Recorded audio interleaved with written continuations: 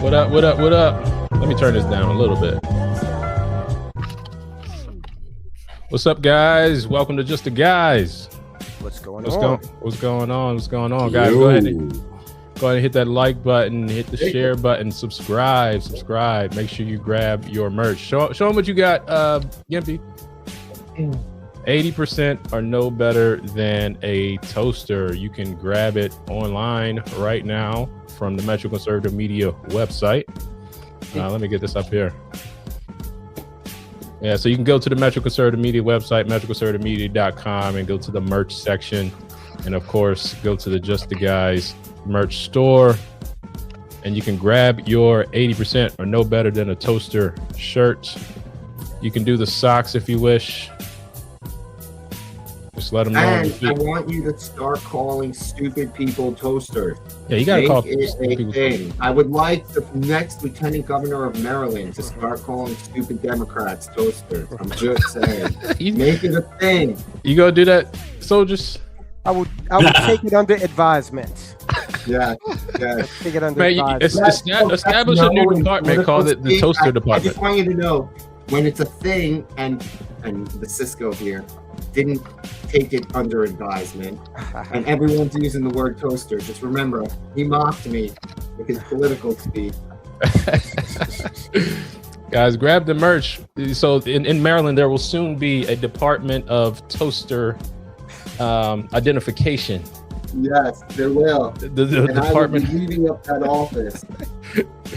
So you got to get your shirt now to say you were on the forefront. You were a pioneer of toaster development. There you go. Guys, make sure you hit that like button, share, and subscribe. Hey, CT, what's going on, man? Nothing much, man. How about yourself? How you guys doing?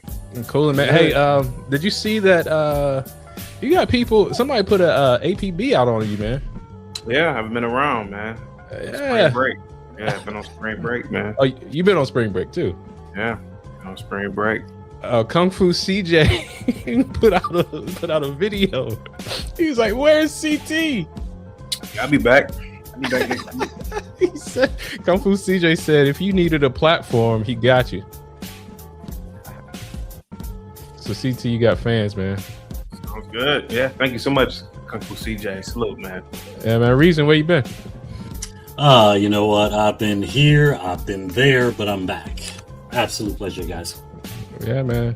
And then the next Lieutenant Governor of Maryland, the Cisco. How's it been going out there, bro? Oh, it's been going well. We've been getting a good reception. I was down in Charles County. We've been out to Queen Anne's. We've been all over the place. It makes me wonder, gubernatorial candidates, statewide candidates in a place like California. That's a lot of campaigning because Maryland is a relatively small state geographically, but we've been all over it and plan to do it again and again. So I'm having fun. Yeah, man, that's crazy, man. It doesn't, Maryland is a geographically small state, but it's a lot packed into it, bro. It is. Well, it's a 6-hour drive from coast to coast, ain't it? I mean, from Western Maryland to the Eastern Shore is about a 6-hour drive. At least you got mountains, you got forests, you got ocean front, so you got a little bit of everything going on. I live on that waterfront property you referenced, sir. I'm looking at the bay as you say that. Very cool, man. Yeah, man. What y'all think about my song, man? My little background. That's a song I made probably like 10, 12 years ago. I made that 12 years ago. You guys know that pretty cool. Logic here is an actual musician, like with paying work. Like I always forget this, and today he reminded me on the phone. He was on the way to a gig. Like he's a real, honest to God musician. Mm-hmm. No, that makes you a creative, bro. Why isn't your hair purple? Man, I don't know. I just never been into I don't have any tattoos. The only piercing I have is you're super creative and you have none of the creative stereotypes. What's that about, man? Well, you're from the old school. You're more because he's normal. Right. What do you mean? Rockers are What are you talking about? Musicians are the wildest people historically. Like, let's not all play games here. Hey man, I got my wild side, man. I just never displayed it on my body. I don't know, man. I know you were wild. You're a calm guy, man. Have you guys ever seen Drumeo? Yeah, the station. I mean the YouTube channel. Yeah, the YouTube channel Drumeo. If you look at the majority of the drummers that are on there, from Chad Smith from the Red Hot Chili Peppers to like all of these other, the drummers are the normal ones of the group, believe it or not. And quite frankly, you guys, if you get the opportunity, go to Metro Conservative Media's Discord and check out Just the Guys. I actually challenged him on something. I said, play this. This is known for not, and he made it look, guy made it look simple. Wow. Guy has skills. Absolutely. So Momo, you always got something to say, but you would lose this bet. I'm sorry, sad to say. No, Momo. No. Tramp. Oh my. Tramp stamp as a microphone. That's wild. I feel like I've been permanently traumatized from this chat already. Like 5 minutes into the show. Now that's hilarious. Oh, what happened to Cisco, man? He got kicked off. No, Cisco. The wormhole aliens. We had to consult with them real quick, but it's all good. Yeah. So speaking of aliens, man. Hold on, let me bring up Diamond Dave too. What's up, Diamond Dave? What's up, man? I'm man. I gotta I'm gonna start getting these sound bites together, man, because I was going back through that South Park episode. Man, I got to get those Mongolian sound bites, man, because they fit just for you, brother. But guys, we got a great show lined up for you today. We're going to be talking about the Artemis II return. As a matter of fact, let me just go ahead and start playing this because just last night, I think 5:07 Eastern, Pacific time. Central. No, it was 7:07 Central. Yeah, so 5:07. So 5:07 Pacific. Got you. Okay. Yep. All right, come on, Lieutenant Governor. So I'm gonna play this while we're talking about. You know what the time is in California to run the state of Maryland. I'd just like to point that out. All right, he knows what time it is here, folks. Vote for Cisco. Allegedly, he knows what time it is. No, he does. He does. But right here, we are seeing the Artemis II mission come to a complete, and this is the Integrity coming down with the 4 astronauts.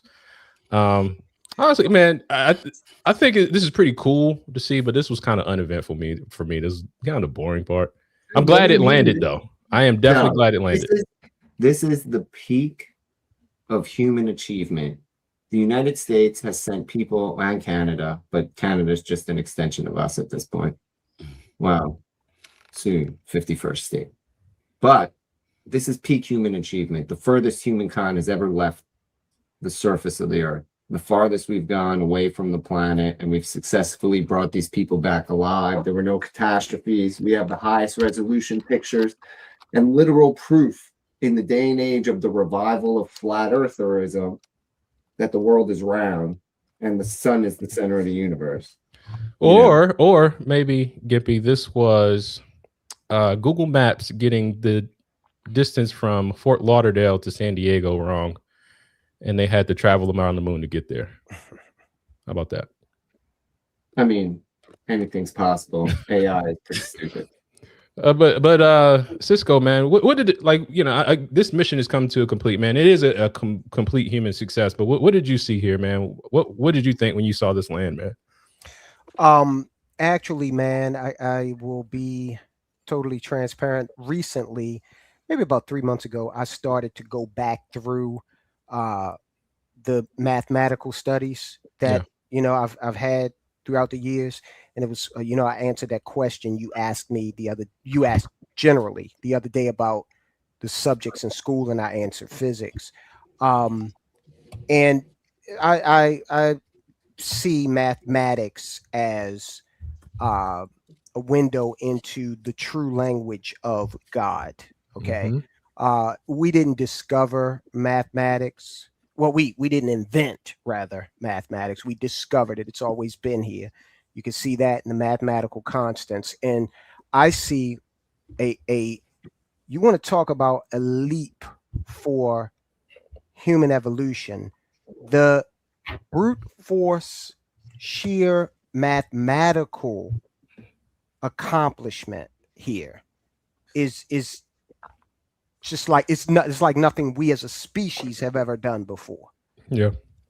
So that I would disagree with you slightly on this return and splashdown being the boring part, because so much had to go so right and be so precise, because they could have gone out there and did their thing.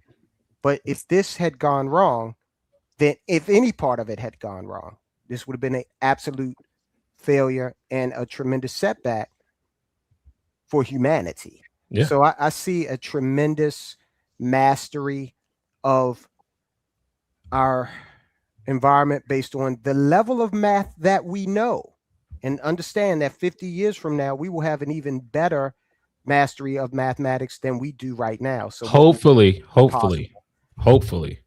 think we will.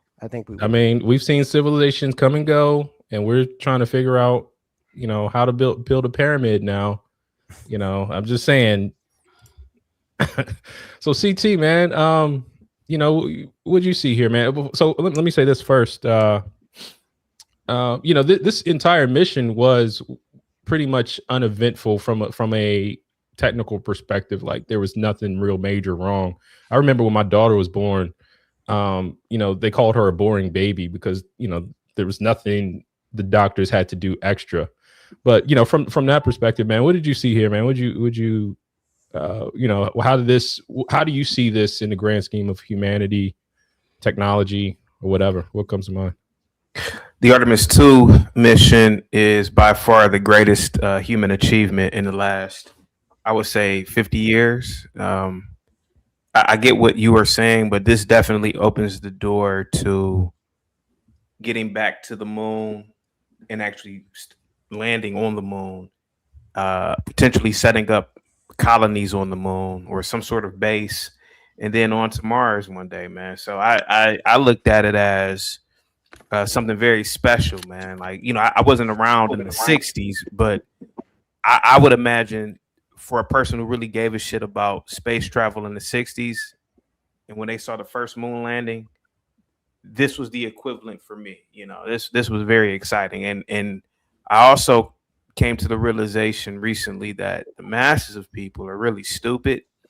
There's so many deniers of this. And it really leads me to believe that we are in some sort of dark age. There's a lot of people still stuck in the dark ages, but this is very enlightening right here for me, man. This was one of the greatest things I ever saw in my life, man. I was following it every single day, man. I was following the crew. I was following their activities. I was following what they were eating. I like the fact that Victor Glover, he brought a level of faith in God into it, because, a lot of times we think, because we're going into space, it's an atheist thing or atheism. But I like the fact that he did that. This was very dangerous too, what they did, man. Believe it or not, man, this was very dangerous. One miscalculation, if they didn't enter the Earth's atmosphere at a certain angle, things could have been catastrophic, man. So this was really good, man. I really think that these 4 astronauts are absolute heroes, to be completely honest with you. Heroes. Reason, man. What you got, man? Yeah, I'd like to say shout out to the human brain, quite frankly, because if any of you guys saw the movie Hidden Figures, there was a young lady, Taraji Henson played a young lady by the name of Katherine Johnson, I believe. And I believe at the end of that movie, the astronaut that was coming back, John Glenn, I think he was played by Glenn Powell. He said, I'm not going to do this until we get the mathematics correct. Right. And this young lady was able to calculate 4 or 5 digits further than the actual piece of machinery that they used was able to do. So I'd like to say that, yeah, this is a great spot in human history, but just shout out to the evolution of the human being in general that was able to do that many years ago. And this is what we're at today. So Diamond Dave, man, Mongolia, did y'all see it in the skies over there, man? But I mean, like, I kind of followed it. It's not really on the news here. For myself, I wasn't terribly interested in it just because I'm a big science nerd and I'm much more interested in the like what is to come, right? And like what NASA and the US government has been experimenting with is nuclear fusion engines or like plasma based engines. Mhm. And I'm following those much more closely because with those type of engines we could get to Mars within a matter of, weeks if not days. Yep. Whereas this is, just more of kind of we're going back to the moon, we're doing something we've already done before, right? I'm much more inclined to like focus on where technology is going personally. why do you think it took this long to go back to the moon? I'll tell you exactly why. Aliens? No, I'm just kidding. The Illuminati. We became the sole superpower, and so there was no need to. But now China, who actually has a distinction of placing the first probe on the far side of the moon militarily speaking is the ultimate high ground. So you definitely, from a militaristic standpoint, you definitely don't want to cede that to your closest competitor militarily. What does that actually represent, Cisco? If you could go into a little bit further. What do you mean? Like being able to say that you've gone to the moon or gone further than another country. Like, what does that? Oh, it believe me, I tell you who was watching this. There were plenty of folks in Beijing who were keeping an eye on this, in Moscow too, because it represents a technical mastery that these other countries would love to get their hands on. For example, the space shuttle. The Soviets developed a space shuttle. It was never manned, but it did go into space. They flew it like a drone, and it was called the Buran, Russian for blizzard. Okay, that was the name of it.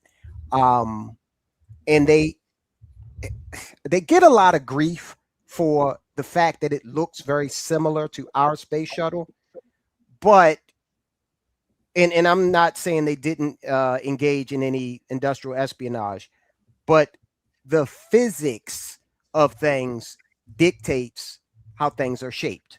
Okay, so an airplane produced by Boeing is going to look a lot like an airplane produced by MiG, for example. Okay.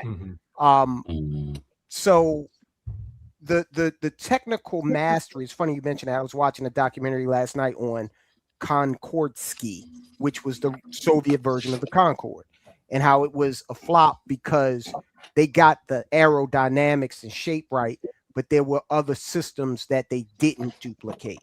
Okay, and it ended up having an issue and killing their supersonic program, actually.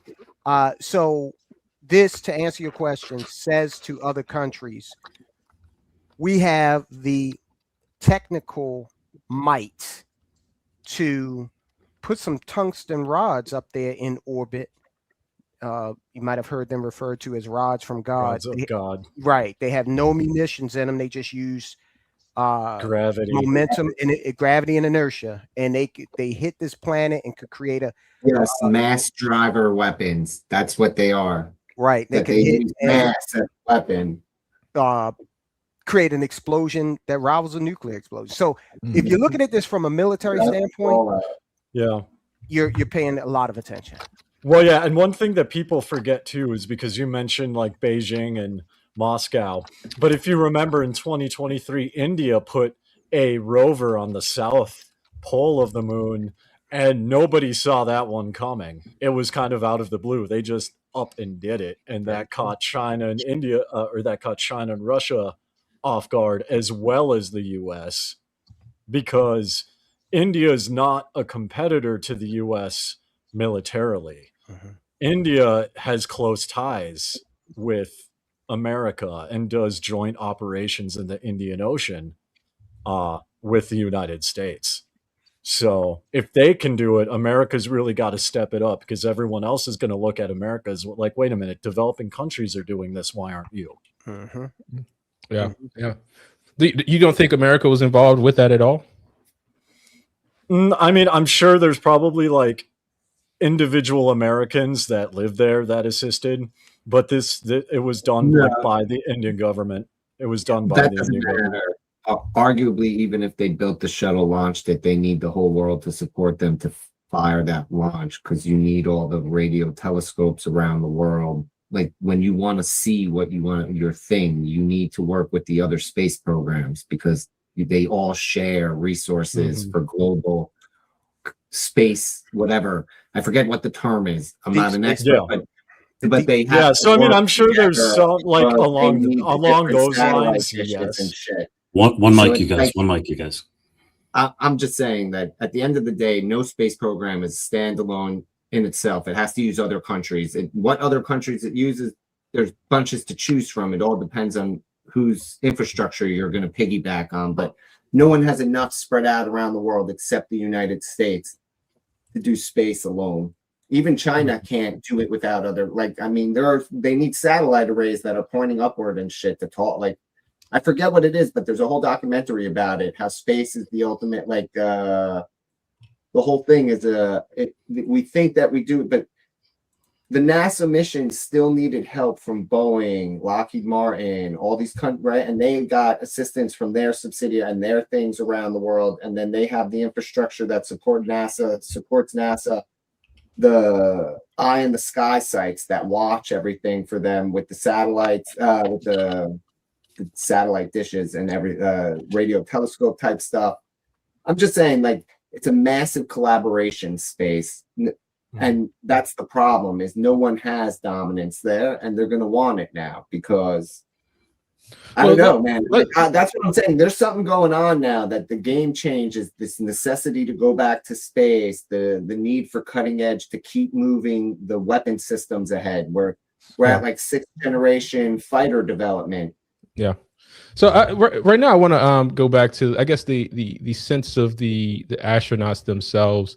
So I want to play this real quick because this is them on the, what do you call it, the recovery ship here. Let me make sure this is. I hope you too are wondering, what would you want to ask them if you got a chance to talk to them? Because that is what I'm thinking about. Getting the opportunity to talk to or ask questions of these 4 astronauts who just made history as the first crew to return to the moon since 1972. It's impressive. Yeah. So I want to pause right there. Land them in 2028, right? Our Artemis IV mission to land them is targeted for 2028. Take a look at that link I just sent you, Logic. This goes into Gimpy's point. Okay. Hit enter when you see that on the screen. This is the Deep Space Network live telemetry. Really fascinating because you can even take a look at our communications. That what I sent you is Voyager 1. So we're actively communicating with it. It's communicating with us. And to Gimpy's point, so the Deep Space Network is an array of antenna that are situated in Spain, here in America, and in Australia. They're basically using the planet as a giant amplifier to get and receive these signals from various probes, the space station, various things that are out there right now. That's what I'm saying. Like, that's what I mean is that space, no matter what, we're not fighting to rule it alone. We're fighting to be the one who controls what happens up there, because it takes everybody. None of these things happen in a vacuum. Dude, we sent a Canadian up. I mean, the International Space Station is a statement to that. While we're fighting a war with Russia on the ground, we're putting them up in space together, Russian and American astronauts. Yeah. I mean, not anymore, but in the beginning they were. Shout out to Kung Fu CJ with the $2 super chat. I guess it means I met Miss Johnson in elementary school. He had, I think he had another. Catherine Johnson. Yeah. Okay. Yeah. So guys, what question would you see the astronauts? What question would you ask them? As a result of the mission, CT, what would be the first thing that you would ask these astronauts? Would they go on a one-way mission to Mars? That's it. Would they go on a one-way mission to Mars? I think you might get the answer to that one when because we're going to play some of their reactions later, because they were just in Houston, or they're in Houston now at the and they were doing like a welcome event there, so they had some responses. But Reason, what would you ask one of the astronauts? Basic question. What's the extent of what you can take up with you? Because if you were to be able to take something like, I don't know, cell phone without a SIM card, but with some HD storage on it, and take a video through the window, I'm like tired of these flat earthers, man. Well, they have 8K footage of this now, right? I mean, yes, but that's secondary through the window is there. How can you deny that? You can't say this is AI. I wonder if the electronics of a phone will work in space. What do you think? Not a cell phone. Once you get not the signal. Just internal electronics. Absolutely. Yeah. Well, all that you're removing is air. I mean, I don't think. Yeah, that work. The electronics of the craft work. I mean, but this is designed for it. You know, a cell phone is just designed to be held up to your ear. Dude, they had iPads. They have a little. Had iPads on their as the control pad, like the remote can strap. Like there was a whole thing that he typed the code that everyone saw what the code to the mission control pad was. Right. They have a little biosphere in the craft. Yeah. So the only difference is it's no gravity, or very little. Cisco, what would you ask an astronaut? One of these returning astronauts. He just returned from the furthest human mission ever. What would you ask one of these astronauts? I don't know exactly what I would ask them, but it would definitely revolve around the spiritual and philosophical aspects of their experience. That's what I would get into. And to Reason's point, fuck the flat earthers. These are troglodytes. Okay. We're doing things, we're developing AI, quantum computing. Okay. We're doing all kinds you got average people developing machines that go to the bottom of the ocean. Fine. Have your theory. The earth is flat. Okay. I'm not going to argue with an irrational individual. We're just going to continue to excel. I'm not interested in, take this poll to DC and then take this one to Philly. No, fuck them.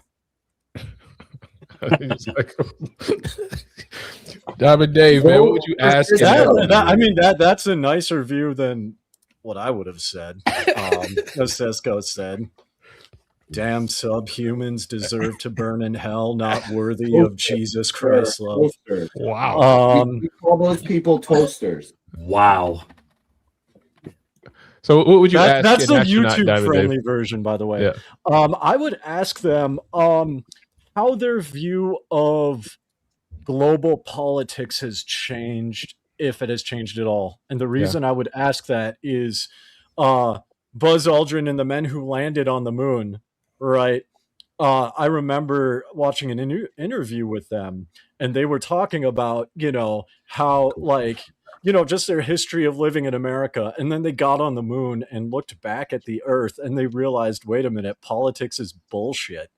And then they came back, and as they were coming back, they just realized how small humanity actually is. Right. And how nothing we do on this planet ultimately matters in the grand scheme of the universe. And so I kind of would want to pick the astronaut's brain and see if they have a similar view or if they have a different view. Yeah, that's powerful, man. Yeah, so I'm gonna play what they had to say. Have you guys seen their speech yet? I have. Anybody? Okay, No, I have not. okay. So you guys might be actually fascinated by that. But Gimpy, what would you ask the astronauts that just completed this mission? Did he want to have sex in space? Was zero G like, and did he try with the, because there was a chick up there. I'm just saying. It's 2026, man. You don't need a chick, right? Like that too. There were just other people. I'm just saying, man. How do we know she's a woman? What is a woman? Right? Why anyway? are you? Why are you defining her gender? Why are you doing that? Sex in space, because that's clearly is the most important thing we need to learn about for future space travel. Has there been a mission to test that, or is that one of them? Do you think classified? I don't know. If I was president, that would be my top priority. I think they actually did. I think they tested that on a shuttle mission with like a microbiological experiment. But here's the thing: the human body is set up. The human body is set up to gestate and procreate in a gravitic environment. Okay. Not in zero G. Have you guys seen? I know Gimpy, you have. I know you've seen The Expanse, the series. Have you seen? How about you, Chaotic? Have you seen The Expanse? No. Y'all guys got to get into that. That's a great sci-fi series. But I'm not going to give too much away. They take great pains to detail how Martians, when they come to Earth, they have issues because of the gravity is less than Earth. So it would be interesting to see what happens. Again, well, and shout out Kung Fu CJ with the $2 super chat. It's good to see CT. Missed you last week. I told you, man. Thanks so much, buddy. Kung Fu CJ was crying in his closet, man. Where's CT? Where's CT? Okay. Yo, Kung Fu put a whole video up for you, man. He put it on his channel. He shared it in the Discord. He said, man, he was crying on that video too. Appreciate it. You gotta check it out. But one thing I was wondering, because I just been a little bit more into fitness lately. Is like, what is your daily caloric burn in space when you don't have any weight to lift? Like you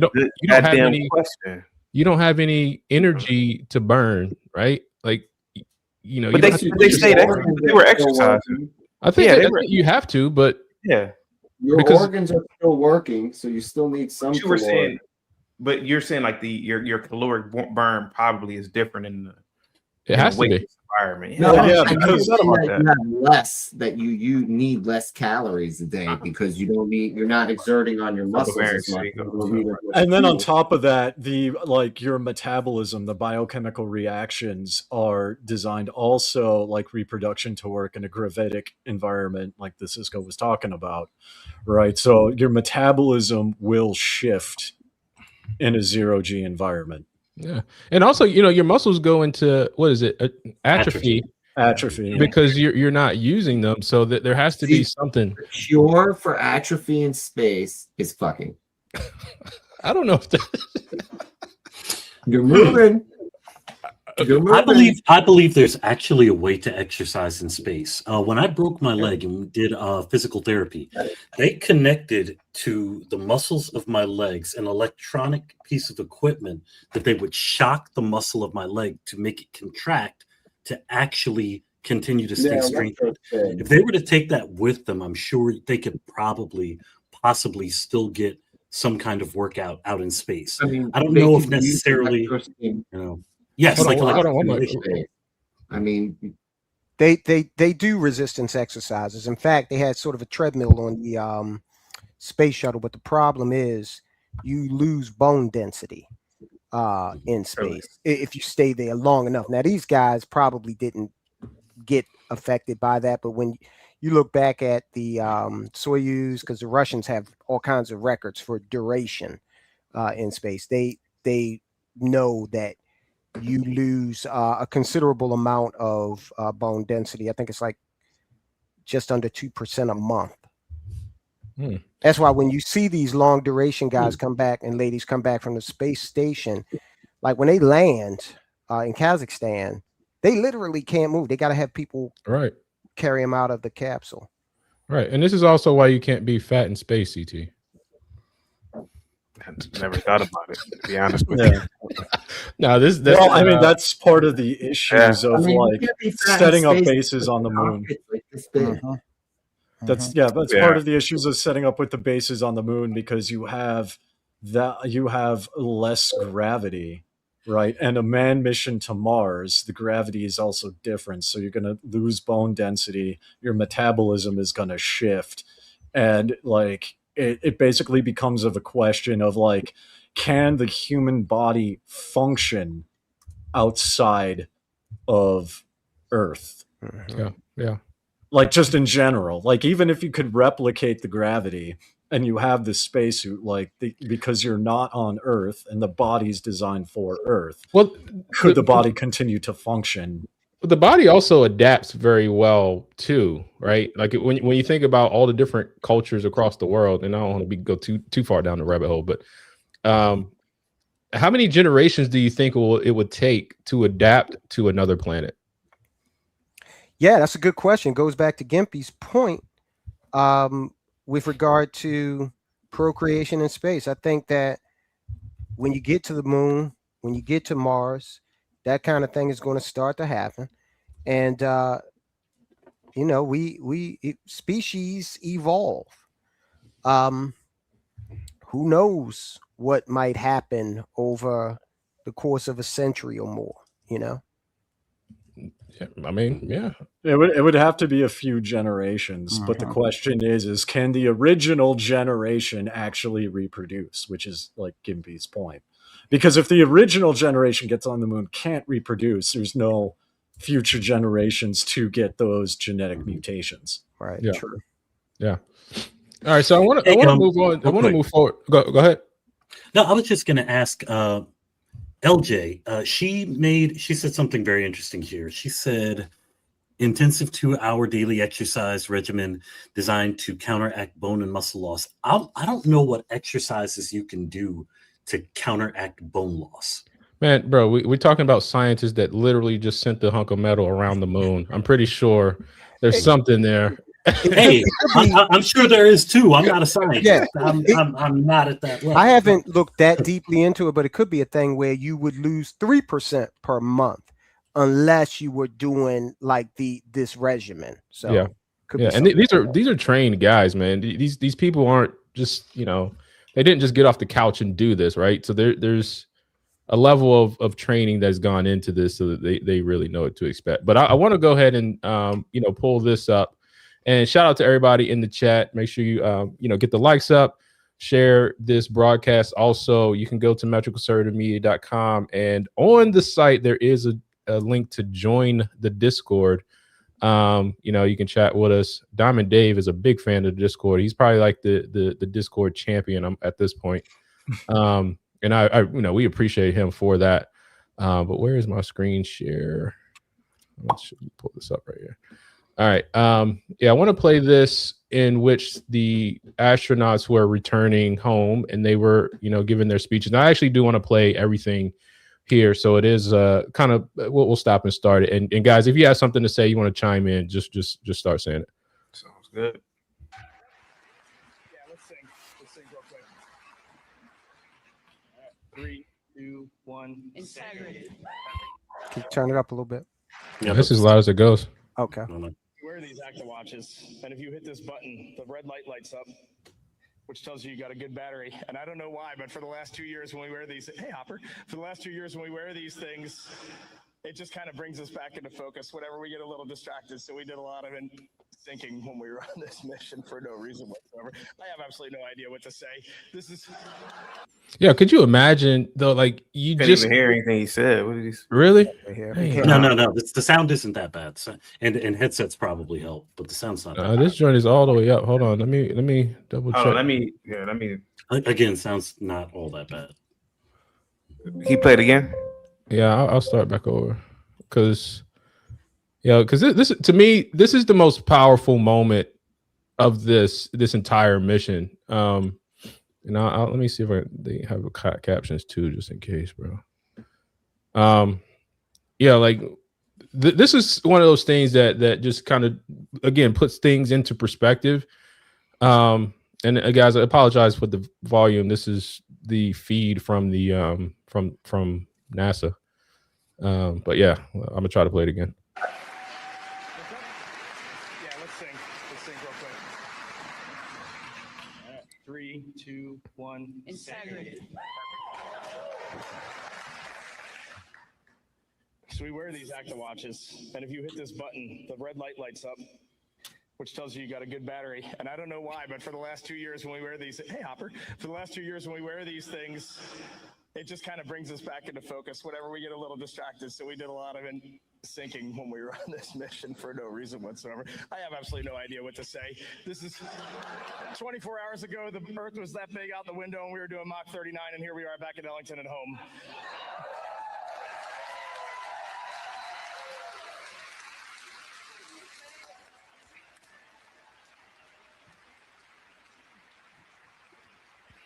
Can you guys hear? Every one of us are just going to give a couple words, but I get the mic first, so I'm going to start. Victor, Christina, and Jeremy, we are bonded forever, and no one down here is ever going to know what the four of us just went through, and it was the most special thing that will ever happen in my life. And our families are over here, and with the exception of Dot, Susie, and Jeannie, who are in the audience, but I don't know where they are. But Dot, I'm going to hit McDonald's later today in honor of your husband. No one knows what the families went through, man. Well, Buzz Aldrin knows what you went through. He's still alive. Yeah, but could you imagine, like, being the spouse? Like, imagine my wife. Listen, I had a gig. I had a gig today in Virginia, right? Which is, and it was a 3-hour drive for me, 2.5 hour drive. And my wife is worried, like, make it home safe, babe. It's traffic. Could you imagine my wife saying, "Well, my husband's in space right now"? Like, I legitimately am curious as well, and I hope they talk about this on like what they're gonna do with their life now. Because I mean, they literally just went around the goddamn moon, and now they're back here, and they have to pay bills. Like, how do you stay sane? Right. Well, Victor Glover is one of the astronauts that's going to actually walk on the moon in one of these upcoming missions. So that's what he's going to be doing. This is crazy. But imagine that. Go ahead. I was going to say something. Gimpy, this is pissing me off, and I have to say this because me and you, we are very. I know what you want to say. Can I guess what you want to say? I don't think you do. What is it? I bet you I do. What? I bet you want to say that why is it for the millions and millions of dollars we spend at NASA, we can't have good audio, but for 30 cents I can watch porn and have screaming audio. Yeah. That's exactly what I can't take you on you what you wanted to say. It's like even when I try to watch porn real quick, I'm thinking the volume down. I'm like, God damn, yeah. Why is that? Why is every corn video loud as hell? I mean, here goes the most degenerate art form ever, but I can't even listen to what these heroes are saying about traveling into. And they get $87 million a day at NASA, and they can't get the volume. And this is from NASA's website. I mean, this is from their channel. This is what I'm talking about. That was a rebroadcast. Let me see if I can get it from. Well, I mean, there's rebroadcast of corn, and it's super goddamn loud. People steal a porn video, superimpose their own commercial over it at random moments through the video, and audio voiceovers. You can hear all that shit, but I can't hear $87 million a day. Exactly. Let me say this: these guys are astronauts. Yeah. These guys are astronauts. Okay. The Apollo, Mercury, Gemini, those guys were astronauts. First few shuttle missions, astronauts. What we've had since and in between are people who work in space. Yeah. Logic, I sent you a link to Mark Kelly, who is one of the weirdest bastards in America. Senator Mark Kelly, who will never miss an opportunity to let you know he was an astronaut. He displays the difference between astronauts and people who work in space.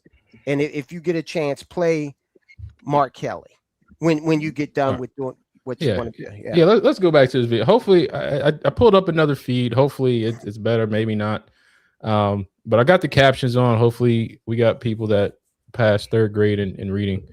But yeah, let's go. But I'm fascinated by a lot of what these guys had to say. What the four of us just went through. How's that? That's better. That's better. Better. Okay. All right, here we go. Every one of us are just going to give a couple of words, but I get the mic first, so I'm going to start. Victor, Christina, and Jeremy, we are bonded forever. And no one down here is ever going to know what the four of us just went through. And it was the most special thing that will ever happen in my life. And our families are over here. And with the exception of Dot, Susie, and Jeannie, who are in the audience, but I don't know where they are. But Dot, I'm going to hit Mac and Donald's later today in honor of your husband. No one knows what the families went through, man. This was not easy. Being 200,000 plus miles away from home, like before you launch, it feels like it's the greatest dream on earth. And when you're out there, you just want to get back to your families and your friends. It's a special thing to be a human, and it's a special thing to be on planet Earth. Thank you. And thoughts on him, man. He is from Baltimore County, actually. Really? Yeah, from Baltimore County. I'm sorry. Can I just say I think less of him after he said all that? That was very narcissistic. He sounded very narcissistic. All right, tell me why. You got to back your claim up. We're like, he was trying to say something magnanimous, and it came across as petty to me. He's trying to say, we're bonded. We had this great experience. It was holier than it was this like very epic thing. Except for some people who are in the audience somewhere, no one's really going to understand how we feel, and and then our families, when we were, it's like we wanted to go out there. As soon as we were out there, we wanted to come back and see our families, and it was about getting back. Like, dude, that's shit narcissist. It's very self-focused. It was all about the eye of him, right? Like his eye, and it was like a humble brag, even in a sense. Like, I'm sorry, I gotta disagree with you a little bit, man. So first, this is a philosophy I have, right? First off, words are limiting, right? You can only use the words that you have in vocabulary to describe and express something that you experience, and not every experience has words. And what I don't have the words. He said that. I'm sorry, no. His choices in his thing again. I will give him. I'm saying his approach to how he chose to say words is narcissistic. I'll say this. Anybody, we can only imagine. Okay, think about the totality of this. So you are in this capsule, totally removed from Earth's protective biosphere, nurturing biosphere. You're going further into space than any human has. Okay, you are totally isolated. If something happens, there's nobody coming to help you. And then you're living with that. Okay, then you swing around to the far side of the moon, and you are no longer in contact with any human being on this planet. You look out and you see stars and the cosmos like you've never even imagined. I believe that if I experience that, I might come back and I might be far less than eloquent in describing. It's not about eloquence. I think you missed. Maybe I'm not expressing myself properly, but I'm not talking about his eloquence, his verbiage. I'm talking about his manner in which he's delivering it. It's we're bonded, we're special. It's not Bro, he's not wrong though. And I mean, Okay, he's okay. not. He just went around the me. moon. Like, I mean, to some I'm extent, sorry, he is better you asked than me what I most thought. of I thought it was humanity. a little narcissistic. Sorry, go ahead, Dave. I was just gonna say I get it, but at the same time, they are bonded in a way that no other human can imagine. They went around the damn moon, so they are better than us as human beings. They're smarter than us. None So of that is to not true. It's just how that all can be true, and the guy talking about it can talk about it from what I perceive as a narcissistic. So what would be your speech then, Gippy?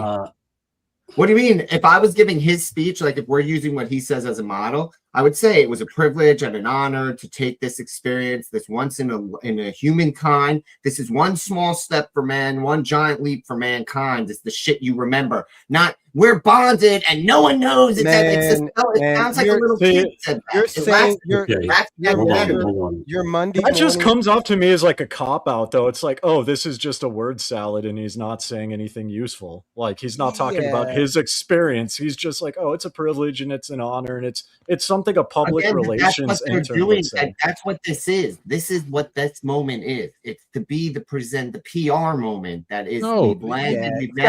So this is how you disprove. This will be is remembered forever. I don't want to be remembered with what he said. You're forever. saying this. Excuse me, 1 second. You're saying this, having the luxury of this is Monday morning quarter. This is cosmic Monday morning quarter. Again, that's the entirety of YouTube. So yes, I assume that risk by getting on YouTube and turning on a stream.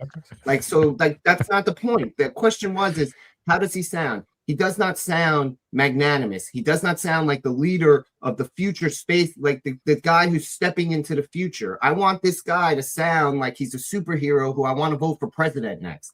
All right, That's so we hear like heroes. Gimpy said he should have wrote his GPT speech, which I don't think they had complete internet access up there. I'm not sure if it works up there, but reason, man, what did you get here, bro?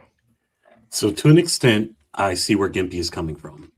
And my response to that is I am, as I say often, I'm only responsible for what comes out of my mouth, not how everyone else perceives it. Okay? And taking that and swinging it to what the Cisco said, you are 100% correct. Okay? I don't know what to say. I don't know how to say. I don't know if I can say truthfully how I'm feeling after an experience like that. Okay, I can get what Gimpy's saying in the aspect of, I'm sorry, I can get what Gimpy's saying in the aspect of if it's something that you're capable of doing.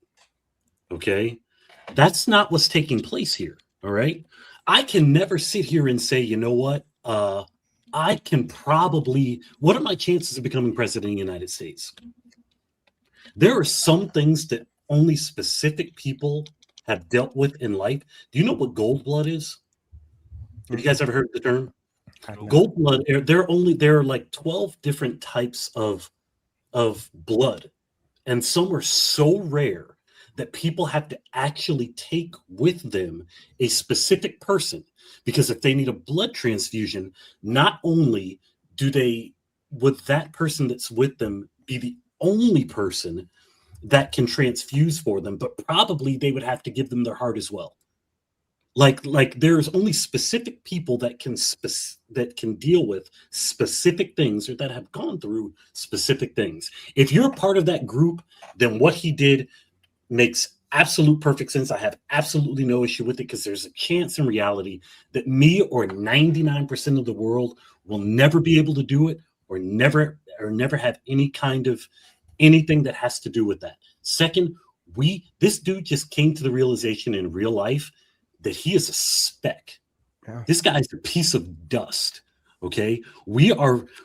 I'm sitting in here right now looking up at the sky, like at the clouds right there, like, wow, cumulus clouds. That's incredible. This guy saw the straight, like that from so far, it doesn't even look realistic.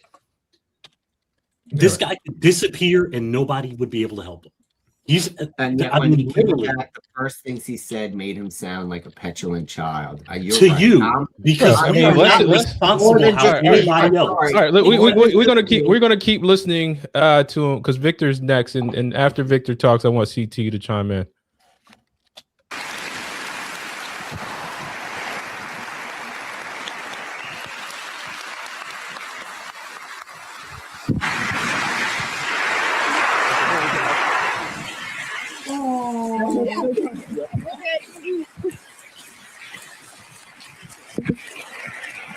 Wait, now I got to make a joke. The only person who can follow that up is Victor Glover. So let's go. And now we're ready for questions. I'm going to keep it brief because I'm afraid to start talking. I have not processed what we just did, and I'm afraid to start even trying. When this started on April 3rd, I wanted to thank God in public, and I want to thank God again, because even bigger than my challenge trying to describe what we went through, the gratitude of seeing what we saw, doing what we did, and being with who I was with, it's too big to just be in one body. And I wanted to thank our families for everything that he just said. So great words, great words, great words. I love you, but not just those 5 beautiful cocoa skin ladies right there. All of you. And I wanted to thank our leadership.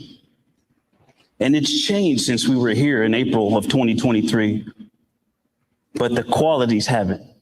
And we are fortunate to be in this agency at this time together. And so I'm going to sit down. Thank you also to our air operations for this facility and for our ride home from San Diego. And I love you. Thank you. CT. Yo, No, your reaction to Mr. Victor Glover. I think Victor Glover is the new face of the not aeronautics, but he's a new face of space, man. I think so too. Yeah, he's a great guy, very positive, very upbeat. He doesn't beat you with religion or Christianity. He actually makes you want to believe or have faith in it. You know, he's inspirational. I'm glad that he talked about it's not about race, but it's about humanity. So he's very what's the word? Not futurist thinking, maybe, I don't know, but he to me he aligns with Gene Roddenberry's vision of the future, and I see it with him. You know, he kind of reminds me of that astronaut in the Voyager episode. I know exactly what you're talking about. Yeah, the one who unfortunately died. I think he died going to Mars, but yeah, one of the early astronauts in Earth's history. They did a show on him. I don't think they went back in time, right? They just had like snippets of his past, right? Right. I can't remember it exactly. Yeah, but he kind of reminds me of that guy for some reason. Yeah, you're right about that. Yeah. Can I just say, White Boy should have sounded like Glover. That's what I mean. You should sound like this guy when you're the leader of a mission and the first guy to talk when you touch ground, and not sound like a teenage boy who's like cheering for his mom. I'm sorry. There was one. I just found this funny because I actually either sitting here at my desk working or as I was driving around, I listened to this like all week, right? On the live stream. And there was at one point when they were very close to the moon, one of the mission control people said, this is the first time in 50 years that humanity has observed the moon directly. And I'm like, nah, I did that about 24 hours ago. So the constant talking, I think these are technically minded people. LJ put something in the chat a little earlier saying that they're not the smartest humans, but they are the smartest in their particular field. Think and Grow Rich, specialized knowledge. Yeah. So I found that funny that she said this was the first time humans had observed the moon, and she was talking about not the far side. She was talking about the tidally locked side that we always see. I got some pretty good pictures of the moon that I've taken with my camera. I bet. I'll put them on Facebook, I think, or my Instagram, one of them. All right, well, let's continue. Because what's her name? Christina is next. At first, she was kind of boring me, Gimpy, but I think the point that she made was fantastic.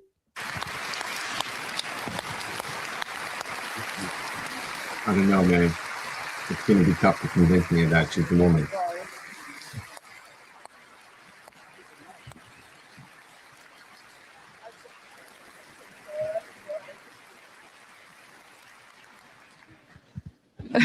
Reed just said it was a setup for us who had to follow him. That's true. I couldn't sleep this morning, so I did write some words down in my mind, and I'm going to try and share them with you today. 10 days ago, this journey started with our mission manager, Sean Duvall, knocking on my door in crew quarters and whispering, "Christina, we're go for launch. Get up." And it ended last night when my nurse on the ship put me to bed and said, "Ma'am, can I get a hug?" So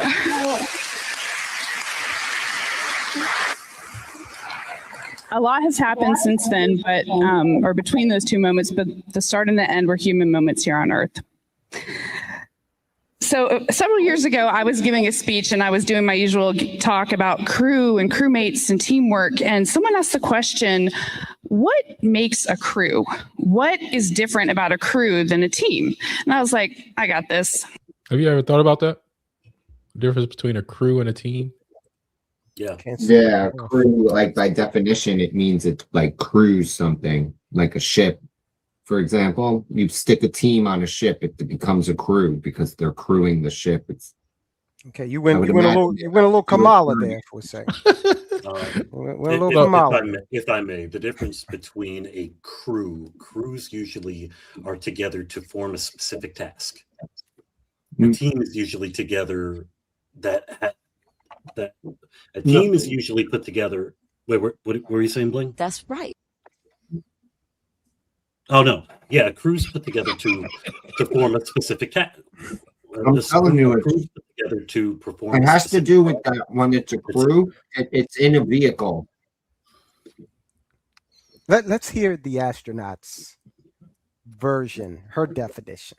Hold on, before that. Yeah. No, dude, when I hear her talk, all I hear is a mop calling out in pain for being ignored for 10 days while she was in space. Before that, let's You're not going to get me to respect what she says. She's a woman. I seriously. Have you ever heard of Valentina Tereshkova by any chance, Gimpy? I know Yana has. Has. I'm sure I have, and I just don't remember now because it sounds like a woman's name. It is. To address these issues, to tackle these challenges, and to work together as we continue to work, operating from the new norms, rules, and agreements that we will convene to work together on. This is a matter of urgent priority for all of us, and I know we will work on this together. It was Kamala Harris, you guys. That was not a frozen screen and this young lady. Can I say, I'm sorry, but for the first time ever, possibly in history, Chad is over the bullseye. The difference between a crew and a team is perfect. What the fuck? Well, hold on. A crew is a group of people who work side by side to complete tasks, often with clearly divided role. Whereas a team is a group of people who work together with a shared goal, relying on collaboration, coordination, and collective decision making. So I guess Chad is actually the most right. All right, let's see what she had to say. Good job, Chad. Dude, does it include a story about her mom? Because otherwise I'm uninterested. No, it doesn't. Just keep listening. Open my mouth confidently to tell them everything I knew about being a crewmate. And everything that came out of my mouth was completely without value. I was like, yeah, crews, they're in space and they work together, but they eat together too. So, they're a crew. And boats have crews, you're a crew if you're on a boat. Helps if you have a paddle. That'll be good. That'll make you a crew. But the last 10 days, I've gotten a little bit of a better answer on that question. A crew is people or, a group that is in it all the time, no matter what, that is stroking together every minute with the same purpose, that is willing to sacrifice. Stroking? You say stroking together? I thought you weren't listening. I thought you weren't listening, Gary. Stroking? She said stroking I am together. sorry, stroking? Where is this woman's mop?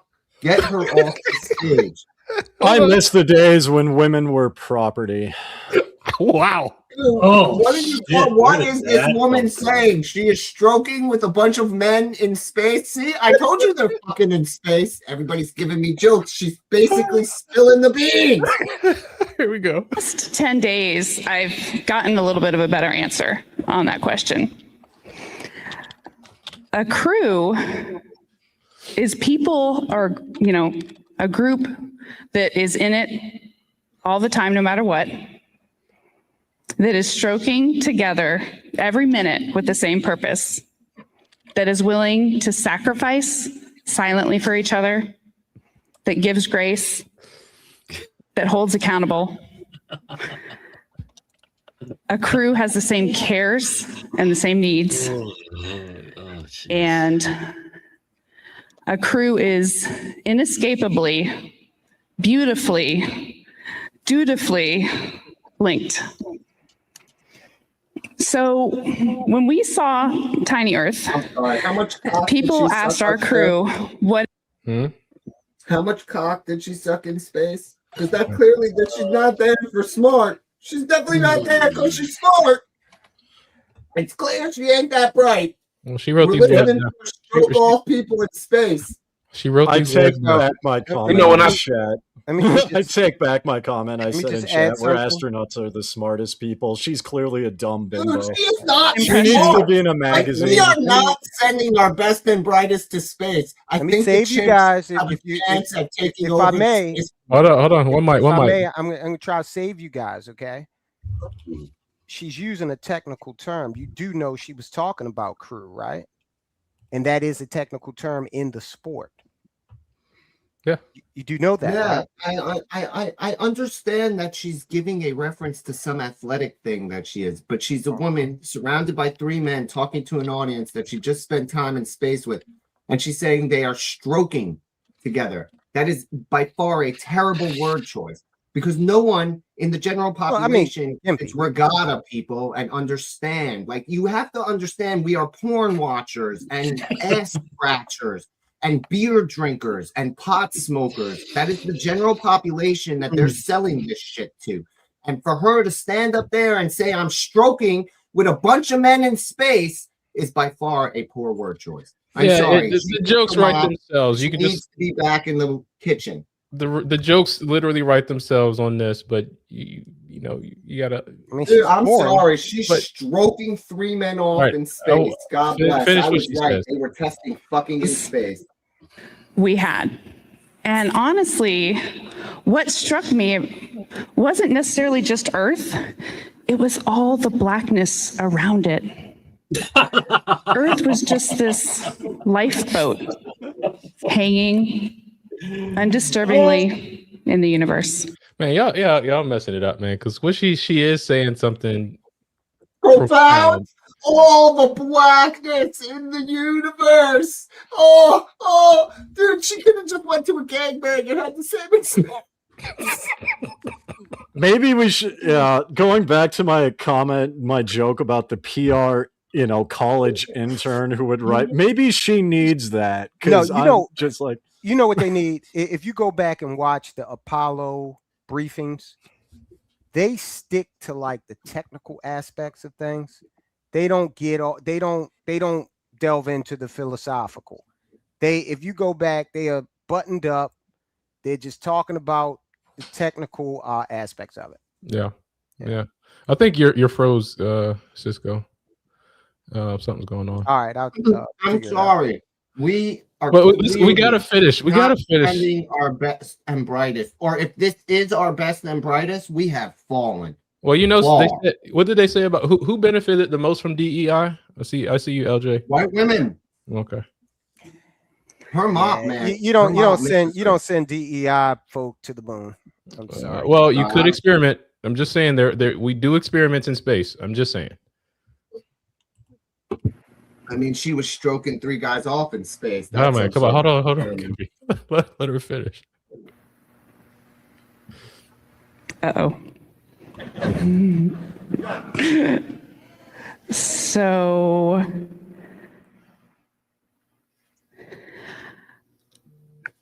I may have not learned, I know I haven't learned everything that this journey has yet to teach me. But there's one new thing I know, and that is planet Earth, you are a crew. Yeah. Thank you. Where is the profound nature in that? All right. I can't, dude. So hold on, man. I'm being serious here. I'm being legitimately serious. Like all joking aside. Yeah, let me mansplain, right? Because in the grand scheme of the universe, right? When you're that, I can only imagine, right? When you're that far from the Earth, the only thing you do is see the space around it, which is empty, right? And I've been reading this book or listening to this book, The Power of Now, right? And one question it asks: what makes a room a room? Right? It's not the stuff that's in it; it's the literal space, right? It's the space that's within that's the room. So it's nothing, right? It's just this great nothingness that we're surrounded by, but it's and you realize maybe how insignificant we are. At least this is what popped in my mind when she said it, right? It's like.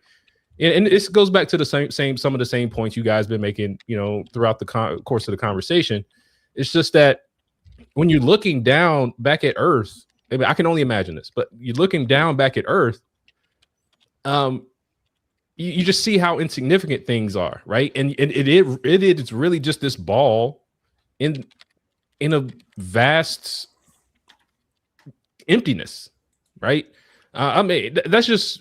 I get that feeling every time I fly, right? And there's this beauty to it, right? When you take off and you're above the clouds and you look back down at the ground, it's like you just see how beautiful Earth is, right? But if you're in your garden or in your backyard, you like, man, this tree looks terrible being down right here, or this patch of grass is missing. It looks ugly. Or you drive down your neighborhood and you see the junkyard in the front yard, like people who have that.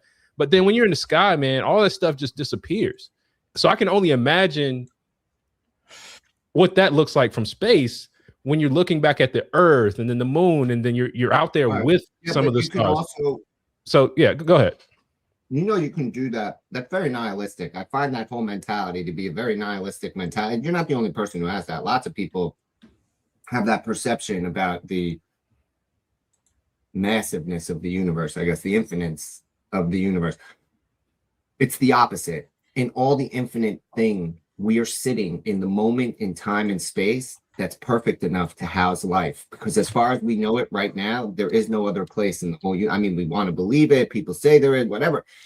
And I'm not saying it isn't, right? But as it sits now, it's not an official thing that this is the only planet that supports life that we know of. So in all this vastness, in all this blackness, in all of this creation, however you want to believe it got here, we are sitting in the sole single Goldilocks zone that produced life. That here, billions of people have moved across, have lives, create legacies, live generations, have a whole history that doesn't exist on any other thing we call a planet because there is no life. So again, we know you about. can look at it as a nihilistic, that it means nothing, that patch of grass, but in How is essence, that? a How is patch that of grass nihilistic, man? means everything, because all we do here, it's the only place in the universe that can be conceived to have. I'm not saying it is, but we don't have any Why is evidence. that not just I don't have any perspective? proof that there are people living lives anywhere. We're the only ones. How is And I it? can answer that. I can makes answer it that significant. logic. Go ahead, I can- Diamond Dave. So this actually goes in line with part of my religious beliefs, and I would agree with Gimpy that it is nihilistic because you take it to its ultimate conclusion, which I did earlier in the show when I brought up, how past astronauts saw Earth and realized everything like politics was meaningless because of just Earth. But if you take it to the logical conclusion and look at all the galaxies with trillions upon trillions of, planets, stars, black holes, quasars, you name it, and you look at this one little speck with all of us on it, the logical conclusion is we have really ultimately nothing we do here matters, because if this Earth explodes, the universe is going to be fine. So that's the ultimate logical conclusion, and that's why it is viewed as nihilistic. Well, I go back to. Let me say this. Hold on, Gimpy, hold on, Gimpy, hold on. Let me respond because let me respond. Bro, let me respond, man. It's so I don't say it as if nothing matters, and maybe that's a bad word choice, but ultimately it leads to me to a sense of gratitude, a sense of like appreciation for the current moment, appreciation for now, right? More than anything else. And I don't mean that nothing else matters. It just means like, this moment is all we have. Like just gratitude for just for being here. That's where it leads me. CT, you got something to chime in there? No, I'm listening to you guys. No. All right. Hey, Logic, look up the picture pale blue dot. I think I don't think you're even going to have the resolution. The viewers will have to look it up on their own. But that speaks for itself. You're right. That speaks for itself. Yeah, this was a picture. Carl Sagan actually asked the Voyager scientific crew to turn the camera around after the mission was done to take a picture of Earth from, I forget what the distance was, but it really puts things in perspective, because the Earth is almost the size of a pixel from the distance that they took the picture from. And so it really it puts things in perspective. Go ahead, Gimpy. Sorry about that. Again, the mentality that you all are taking is that we're so small in the vastness of it. That's fine, but the end result for me, I'm sorry, it's not that it doesn't matter, it's that everything must matter here, because there's nowhere else that we know or can demonstrate that what happens here happens. We're the only place life and sentient life wanders around doing shit, man. So it matters because there's no other place in the universe from our perspective that this is going on. So I think that's the nihilistic. The great explorer and mentality of humans is perfectly applicable here, because it doesn't exist anywhere else. It's on us to bring that everywhere else, to give life to the universe. It fuels the engine of exploration. To say that it's insignificant, we're so small, and that universe is so vast, and everything we do is so meaningless or trivial, and I'm sorry, no, everything we do is important, because if we do blow up, it does impact the universe. Then there's no more sentient life, and there's no way to spread sentient life around the universe anymore. From our perspective, again, we can only speak. I can't say that there isn't 100%, but from our perspective, we should be motivated to get the fuck off this rock and spread humans as far as we can get humans throughout the galaxy, because we are the only sentient life. And without us, sentient life dies. Well, you're speaking so there is a greater and that's why it's nihilistic to say that, oh, it's all insignificant. No, it only matters here because there's nowhere else that this is fucking happening otherwise. You're speaking in pretty absolute terms. I think and I know you understand this, there are 400 billion stars approximately in our galaxy alone. and there are countless galaxies. The universe And is. how many Goldilocks zones are there? Let me finish. There are an infinite number of Goldilocks zones. The zone is the zone, whether there's a planet in it or not. This is a universe that is literally expanding. The rate of expansion is faster than the speed. Gimpy, man, come on, chill. The rate of expansion is faster than the speed of light. Okay, so there is so much out there that to believe, to even just suppose that we're it, then that would mean this is a fishbowl, and that would be really, really, really weird. Don't you agree with that? No, not at all. Why wouldn't it be that way? Infinity. Aberrations exist all over science and all over nature. Again, that's what I'm saying. You can't hand me proof. You can hand me theory. So I'm saying we have an obligation to look at it. We both are engaging in theory. All right. So speaking of why we have an obligation to look at it, that everything we do matters more. Because I don't have a problem with what you're saying in terms of. So that's all I'm arguing. I'm arguing against the nihilists, not against. I'm not a nihilist. I'm just saying be grateful. But speaking of that, what are you grateful for if everything is insignificant and meaningless? What are you grateful for? What I'm saying is insignificant and meaningless is the things that we worry about, like. Just the things that we get consumed about daily, like just worrying about stuff just to worry about it. Like, we live in this front. I can agree with Gimpy that we worry about things that constitute our existence. Okay, so I can't step away from you thinking about what Susie thought about you. No, I'm 3 weeks ago. No, this is what I'm saying. People are concerned about. I think people are concerned about, for example, I think all of us are concerned about how to pay our gas and electric bill, make sure the lights don't go off, pay the mortgage, buy food. Those are very real issues that cosmically may mean nothing at all, but to us as individuals means a lot. Listen, Matthew 6 is my family verse. That's all I'm saying. All the time. He says you're better than the birds. Okay, well, look, you do this. You do this. Stop working and just. If a man don't work, he don't eat. Be like a bird. Birds work. About eating. Then you worry about eating. You don't work. Listen, man. Yeah, listen. I ain't gonna have this discussion right now because I want to talk about. I want to talk about these missing scientists, NASA scientists. Because is there a cover up going on?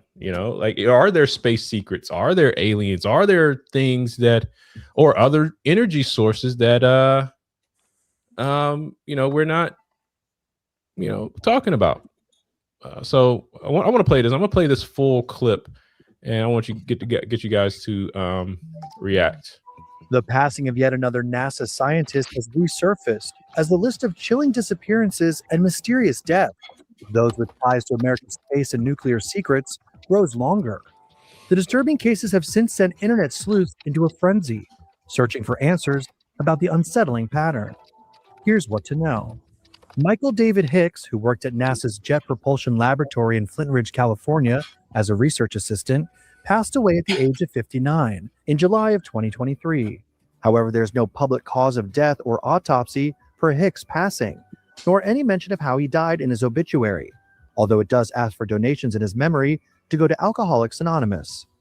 Hicks's death is just one in a web of concerning deaths and disappearances of NASA scientists and individuals with ties to U.S. space secrets. 3 other scientists with ties to NASA's Jet Propulsion Lab, or JPL, have either gone missing or died over the past few years, even as recently as February.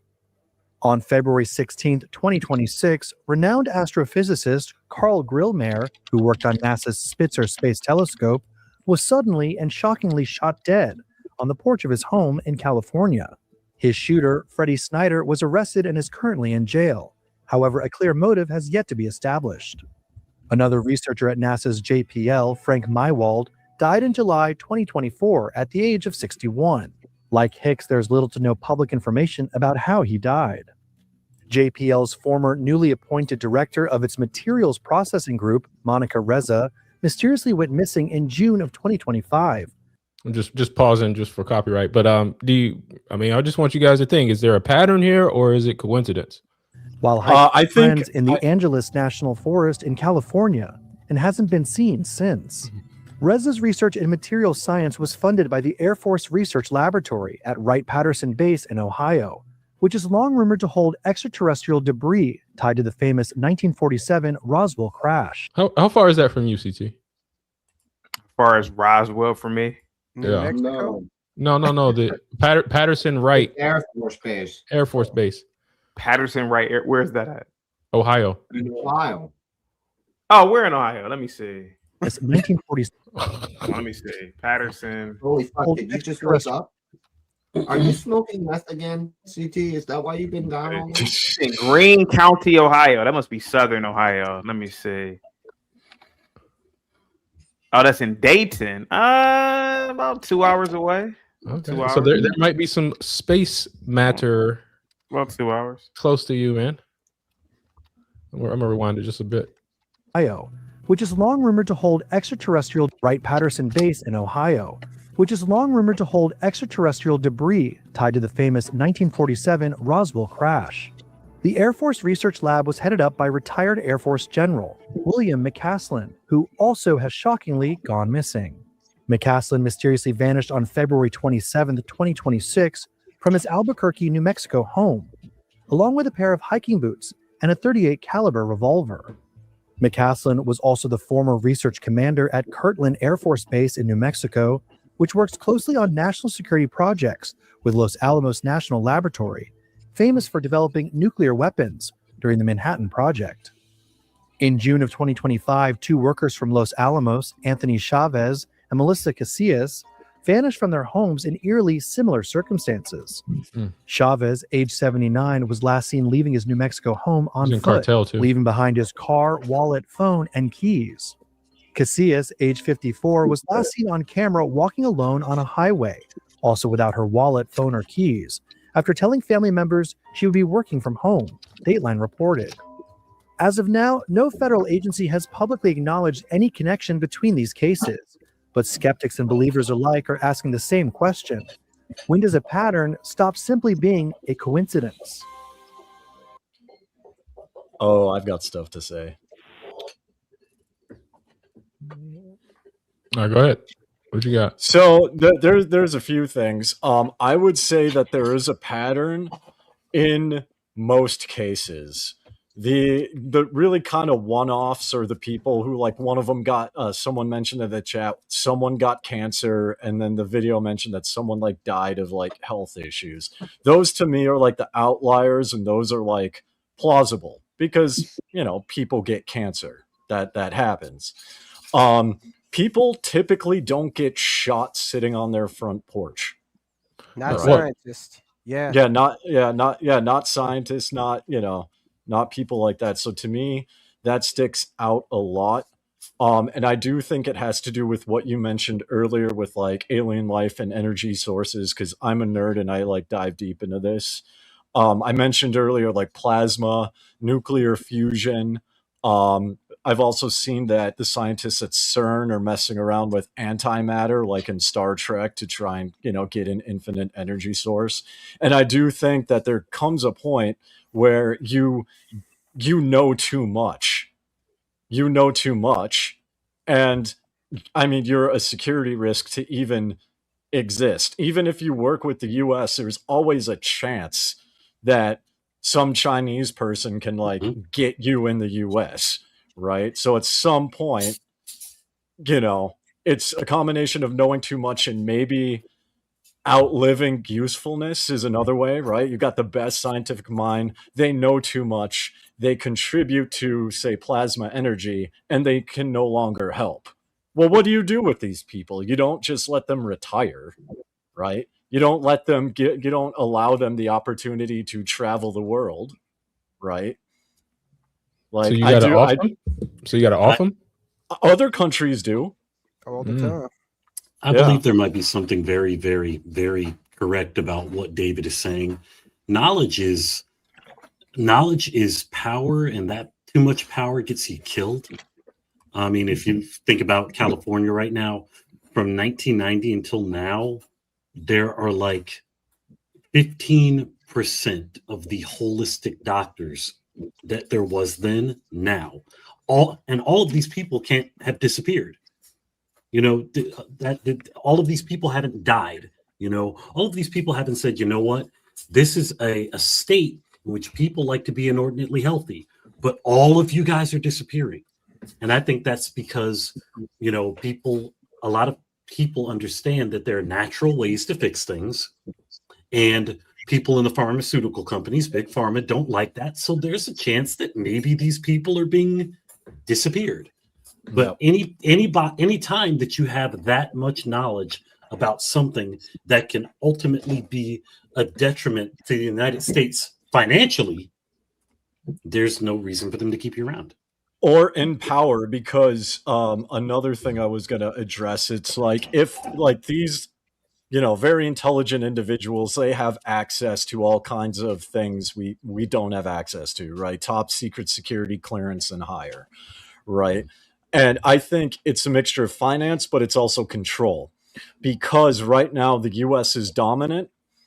But if it's proven that aliens do exist, but not like pentapods or like some animal or plant, but if there's actually a sentient life form, suddenly American dominance goes out the window, and then the entire global thing shifts. And we see that in Star Trek and Star Wars and things like that, because it comes to a point where the US can no longer be dominant, because if there is a sentient species, then the Earth has to like equalize and like unite for its survival.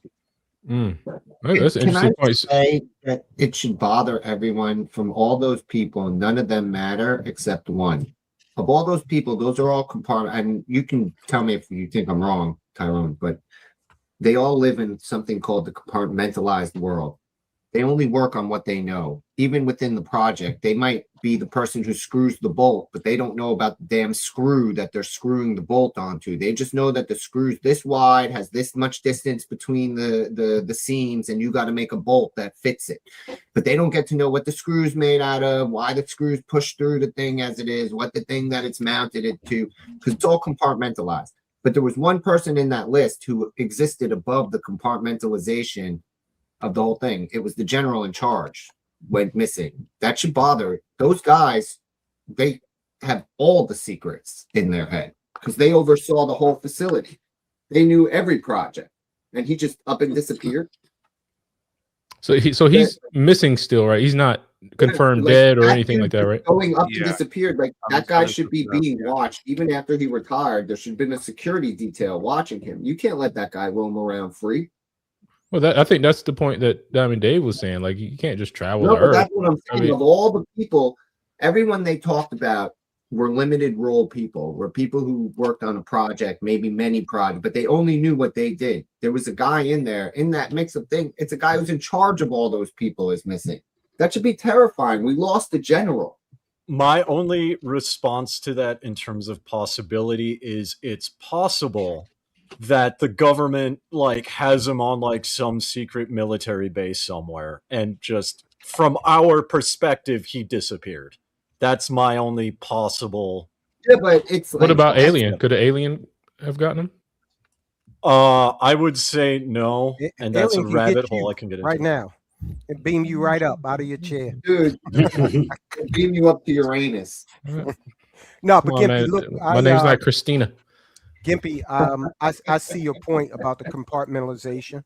I think you're right about that. But I would also ask you to consider, if you take a group of folk that had different specialties, you put them together, now you might have something different. The example of why you can't let these guys with this specialized knowledge just run around and do whatever they want to do is a guy named A.Q. Khan. You might have heard that name before. He was I believe he's still alive, a Pakistani physicist. Is he still alive? Anyway, he's a Pakistani physicist, and he basically is the one responsible for bringing the brain power to the Pakistani nuclear program and weaponizing it. And that was a surprise to the world. Okay. And their arch enemy is India. And so you got them sitting right next to each other, both nuclear powers. India, a little bit more stable than Pakistan, of course. And you had some like almost a revolution in Pakistan a few years ago. And that was like the chief worry is like, all right, who's going to get control of these nukes if this thing goes south, right?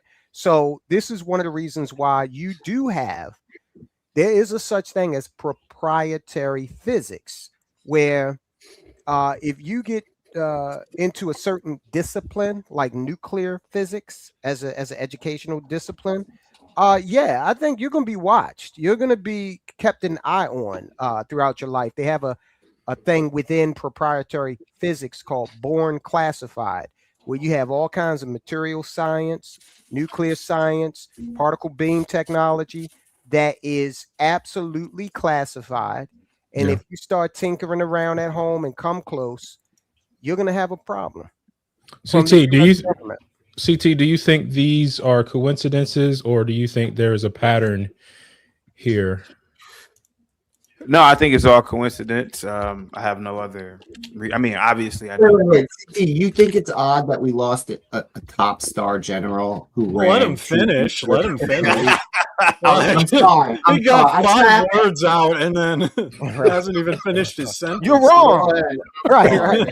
No, I, you know, me personally, do I believe in aliens? Of course. Do I believe that the universe is infinite? Are there possibly a multiverse? Yes, but to the best of my knowledge and what I can see in terms of just the facts, the one lady, what's her name? Reza. I looked her up.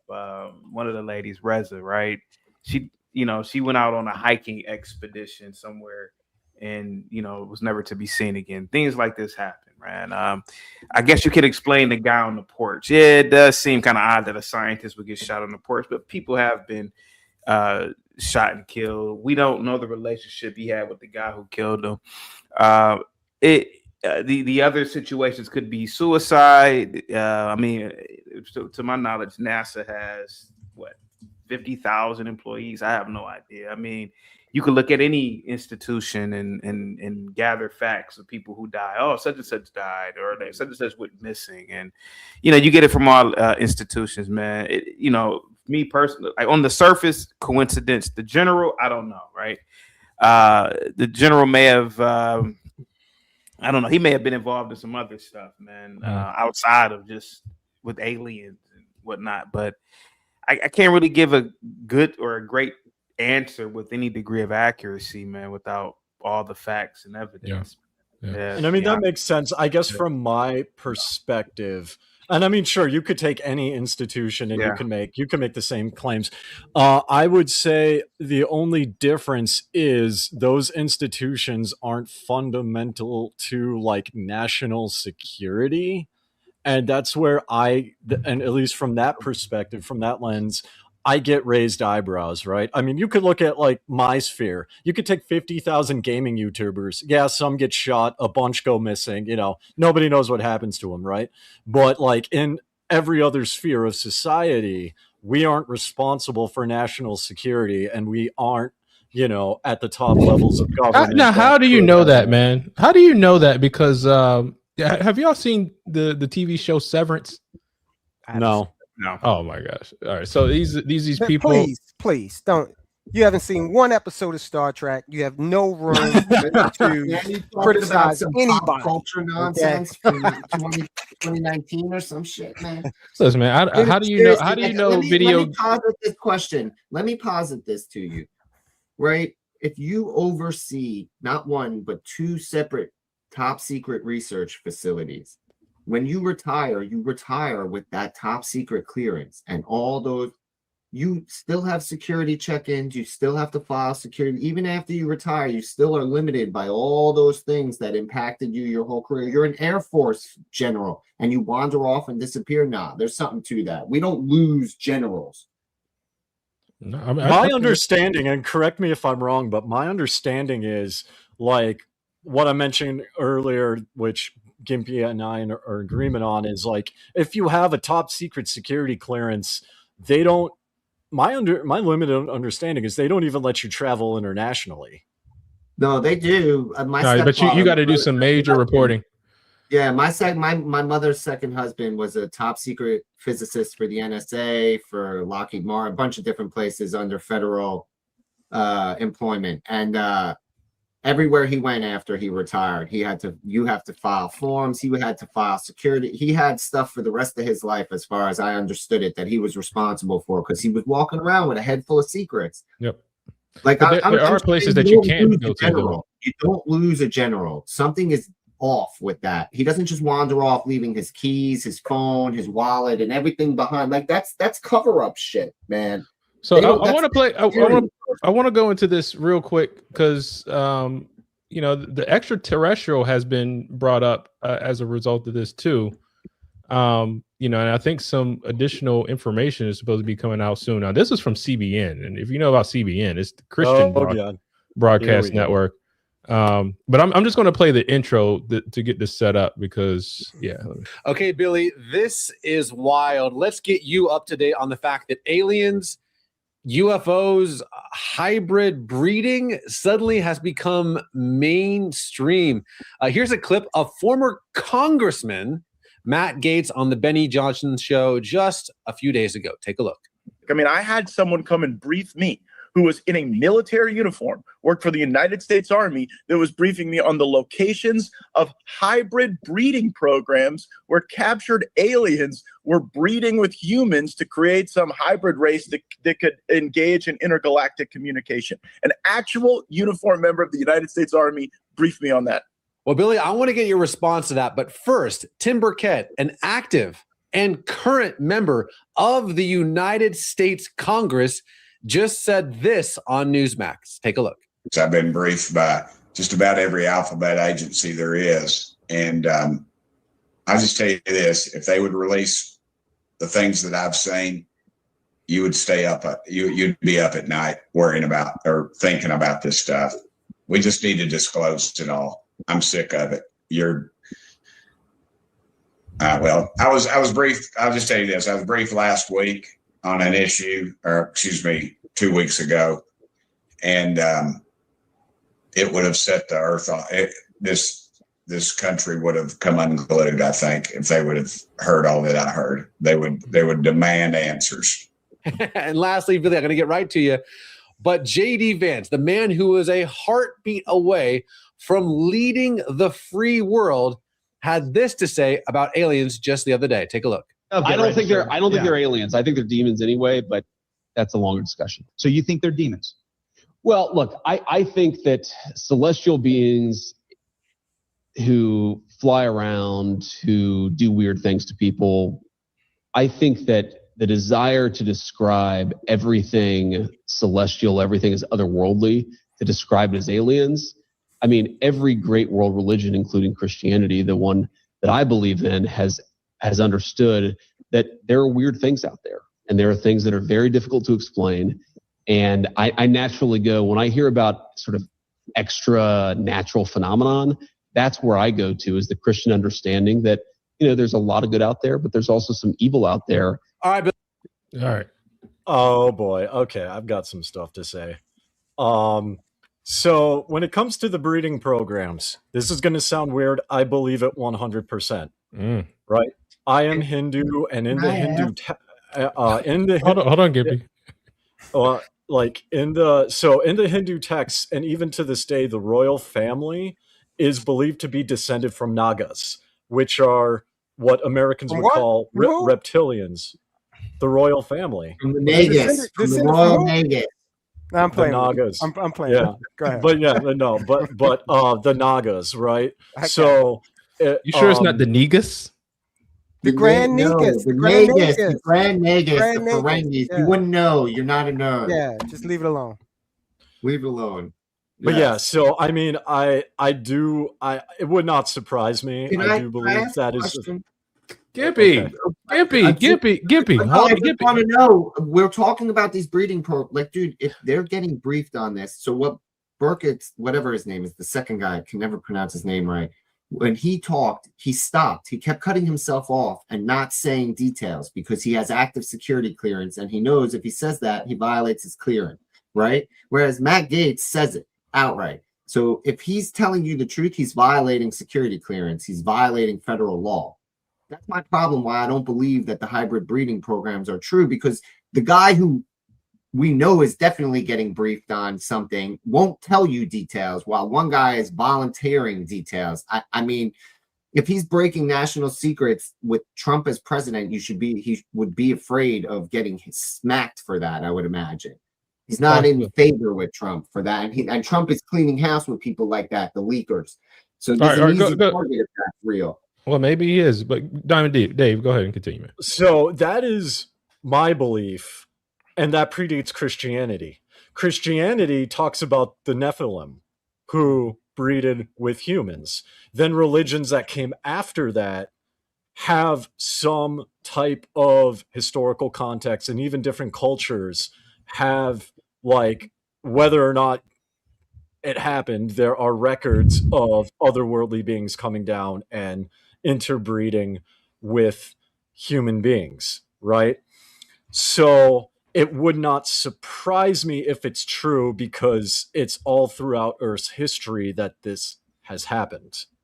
Now, one thing that I'm leery about is, and this, it's funny that you guys brought up Star Trek too, is one thing I'm leery about is this presupposes that, like, if there is alien life, they look like humans and they think like humans. And they reproduce like humans, right? And they reproduce like humans. And that's kind of what I'm leery about, because even if you look at, like, Star Trek, Star Wars, etc., the overwhelming majority of species are not humanoid. Some of them don't even have physical bodies. They're electromagnetic, they're gaseous, but they technically fall under their being alive. So I lean towards, yeah, I can see it. I just have some really, really big questions about that, as well as, like, evolutionary, right? Because if they evolve on a different planet, and as Logic said, they assuming they reproduce like humans do, well, their blood is going to be different than ours, assuming they have it. You know what I mean? Yeah. So things like that play a role in the reproductive process, I don't see how that could biologically work. Yeah. CT, man, what are your thoughts, man? Just missing scientists, alien life forms, aliens. Any thoughts, coincidences? I already said it. It's just, in my opinion, it's just a coincidence, to be completely honest with you. And truth be told, I wanted to say this even before Gimpy said it about the compartmentalization. There's a great show. I'm going to use a show reference. In my opinion, it's the anchor of Star Wars, but Andor showed how compartmentalization works. The prisoners on one of those planets, they were building something, and they didn't even know what the hell they were building. Did you see that, the Cisco? And they were building it day in and day out. Yeah. And what they were building was a mechanism used for the Death Star that was eventually used to They were building the joints that connected the joints. They were building the joints that connected. They didn't know it. The shell of the Death Star. Yeah, it was wild. Yeah, it's really sinister. Yeah. So, I do agree, man. So, real quick, Kung Fu CJ with the $2 super chat. Dave, the Nephilim are giants and demons that are falling. So, yeah, I agree with what Gimpy said too. I said, what will be the point of K-word in these lower level scientists? That've been one of tens of thousands of scientists. So I agree with you. Now, if there are aliens out there and the government knows about it, do you think the government should release that information? Do you think, or do you think people would go crazy? No, they shouldn't release it at all, and because people will go crazy, it'd destroy. Let's not even talk about religion. It'd destroy religion. You have all types of holy wars, man. Because if beings exist outside of Earth, you got to start asking questions about your own doctrine, and you got to start really digging deep, because is heaven filled with extraterrestrial beings, or where was the creation story really at? So it might cause a global panic, and I think the powers that be absolutely know that. They absolutely know that human beings aren't intelligent enough as a whole to take in that type of information. So, imagine telling a Muslim that they're extraterrestrial beings that predate Islam by 50 million years. Or imagine telling some Christian nationalist, that Adam and Eve took place on a planet, 100 light years from here or something. I don't know. So can I just want this? This is the answer. This super chat. That's how it'll be solved, because they'll just own it as their holy, as their, as Diamond Dave so clearly spoke earlier. They're the celestial beings that exist in every religion. We call them aliens now. Back then they called them angels or Nephilim or whatever. But dude, that's what I'm saying. They will adapt. Humans are very adaptable. They will not let go of their doctrine. They will adapt the doctrine to fit what they're experiencing. They will call these are the angels, and these aliens are the demons, and those aliens, those are Satan's people, and these aliens, those are all. I'm sorry, that's what it'll devolve into, man. It'll just be they'll label the doctrine on like they do now. You know what doctrine this fits cleanly into though? What's that? Two of them. It's actually two of them. The Nation of Islam. Mm-hmm. No, what's the one? NOI with the Farad. They can take the spaceship that came down or something. Yeah, and then Scientology. Yeah. Let me say this. In 2008, the Vatican came out and said that there is no contradiction between life elsewhere in the universe and Christian teachings. I mean, the Bible itself says God created the heavens and the earth and the fullness thereof. Okay, which means everything. So you have that. As far as divulging it to humanity, I would take you back to the Popeye's chicken sandwich. Remember when that came out? And Diamond Dave, were you here in America when the Popeye's chicken sandwich debuted? When was that? What was it? 2017, somewhere in there? Oh yeah, I was in America. Okay. Yeah. So this was a chicken sandwich that people ended up getting arrested for, imprisoned for, killed for. Yeah. Okay. There were people playing these arbitrage games. They created an economy around the Popeye's chicken sandwich. So if we can't handle the debut of a chicken sandwich, okay, I think I gotta go with chaotic and say I don't think we're gonna be able to handle aliens. I agree with chaotic because that just reminds me. You remember when Pokemon Go came out? 17 people died in Japan in a stampede because a Snorlax debuted. It's like. Oh, people were getting hit in Baltimore when Pokemon Go came out because they were just crossing the street. They had like little all over. Oh, dude, but you know that Men in Black called it, right? Like they said it. There's that scene in Men in Black where Tommy Lee Jones and Will Smith are sitting there, and he says, "Why don't you tell him?" It says, "Because a person is smart, but people are scared, and stupid, and reaction, whatever that whole scene is." But that's the truth. Sure, one-on-one, we're all capable of handling that. We're not alone. But if you on a global scale, if tomorrow we woke up and everything about how we live changes because you don't have to work anymore, so like chaos would ensue. People wouldn't know what to do with themselves. We're not to Gimpy's responsible.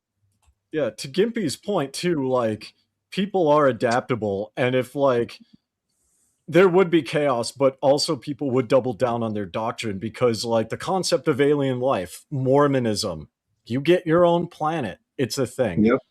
Hinduism, I mean, I already touched on that earlier. There's a lot more. We'd be fine. Japan with dragons and I forget what else they're called, but they have their own thing on it. China has its own thing on it. You know what I mean?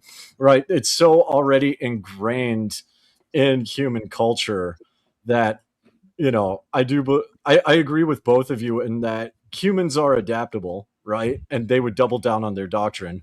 But I also agree with CT because there would be a shit ton of holy wars. Yeah, but that's what it would be. That's what those wars would be. It would be arguing over who the aliens belong to. Like, dude, I heard from a rabbi I respect, which is a big thing for me to say.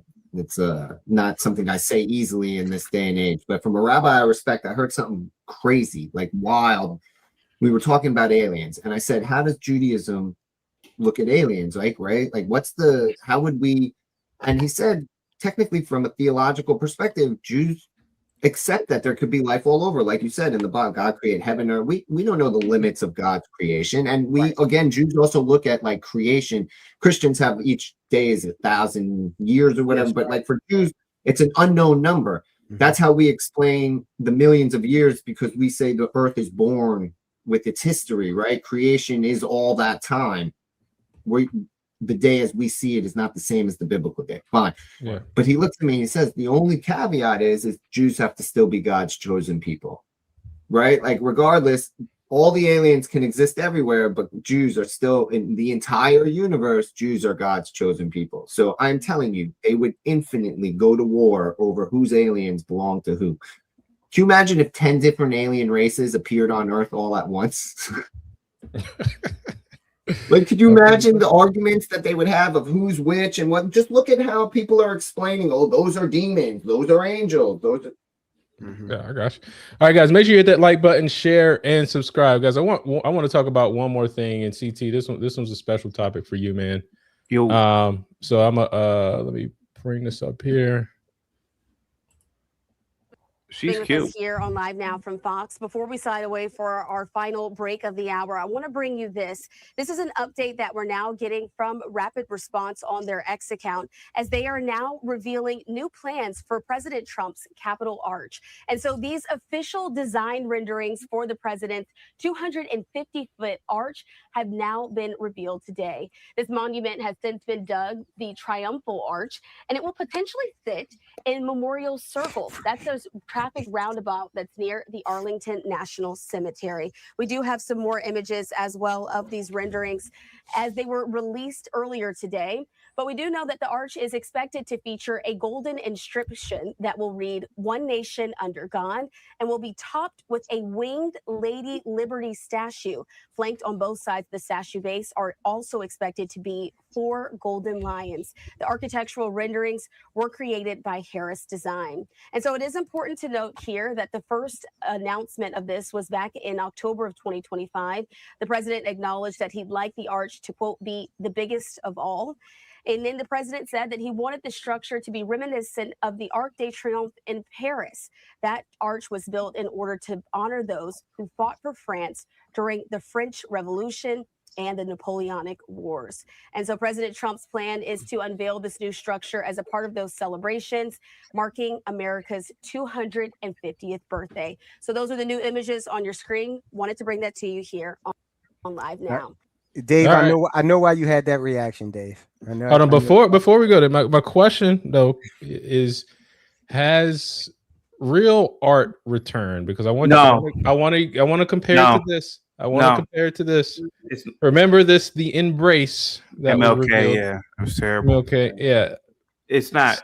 And I'm gonna go into detail about it. First of all, if Trump wants to do this, he's gonna have to probably get somebody from Europe who's able. He's gonna really have to spend a lot of money getting the right craftsmen, the right people with the skills to do it, because we just don't have it anymore. So he's gonna have to look towards Europe. In terms of him doing it as a political move, I think it's great. I mean, if you've ever traveled to Europe or any other place outside of America, ornamental architecture using ornaments, neoclassical, Baroque, Rococo, it's grandness in these architectural styles, man, almost divine, right? And to answer your question, Logic, no, man, art isn't coming back, bro, because one of the things that Europe had was guilds. They had guilds for 1,000 years, man. And these guilds had a lot of power, man, and a lot of power given to them by the monarchs and the church. And so you couldn't have some artard who was independent saying, I'm gonna do my own thing and make some art. Nah, they didn't do that kind of crap, man. You can get fined or imprisoned for that. When the monarch whoever the monarch was at the church, when they commissioned paintings or architectural structures, they went to the guilds. Mm-hmm. We don't have guilds anymore, man, that have codified certain architectural styles, and it's like quality control, right? You know, I really believe if we had guilds in America, which we're never gonna have, we wouldn't have all these ugly glass buildings every goddamn where. We wouldn't have brutal. I mean, I know a lot of people like brutalism, but we wouldn't have brutalism. Yeah. We wouldn't have these things, man. You know, our cities would look like the heavens, man. And that's what I really believe that they were trying to do in those time periods. They wanted to have like heaven on earth. Were there ever some U.S. cities that had these arches before? No, not that I can recall. I mean, you got the St. Louis Arch, but that's on a whole. That's not on the same. In Greenwich Village, hold on 1 second, Gimpy. The Obama's library is ugly. It's an example of the brutalism that CT was talking about. I will say this. I like Trump's arch idea, and here's why. Because I've seen the Arc de Triomphe, which, by the way, you don't really get this from pictures of the Arc de Triomphe. That's a giant roundabout. Yeah. Where it is crazy in there. Okay. But I like that. I also love the Brandenburg Gate in Germany. I think both of those structures are absolutely beautiful. DC, as you all know, designed in large part by Lafayette. Banneker came to the rescue and had the plans in his head when Lafayette threw a fit. But that's why Paris and DC look so similar. So in terms of the layout. So yeah, I like this idea. I do agree with you, CT. Art in the United States of America has been co-opted by leftist nutcases. Yeah. Okay, for sure. But maybe I'm just being naive here, but maybe this will spark some sort of renaissance. Who knows? Man, I mean, bro, you would have to get millions of. I mean, it's just me throwing it out, man. You have to get millions of people to really come together to take this seriously, to bring back those old architectural styles, man. And I'm talking about schools of it, schools of thought, like people who really believe in it, man. With social media and people, you know, scrolling all day, I don't think that people even have the brain capacity to even pay attention to detail on certain, you know, architectural styles, man. You know, like a coffered ceiling. Go down the street and ask some 23-year-old girl, hey, 23-year-old girl, what's a coffered ceiling? She wouldn't know. Hell, if a 53-year-old person probably wouldn't know, man. It's disgusting, man, the way I look at America and what I see in America, man. And I'm just, me personally, man, I am not, it's a word, weary, but I'm weary, or I'm really scared how America will look in 50 to 100 years. Will it just be glass everywhere? Because everything is glass. Oh, it's so sickening, man. And don't even get me started, the Cisco, on modern homes, man. Oh no, don't even get me started on modern homes. You and I'm on the same page with you. You used to have such attention to detail and such ornate features, like there, you know, when you I don't know what this thing is called, but when you close the door, that piece around the latch, that was like engraved. Okay. Yeah.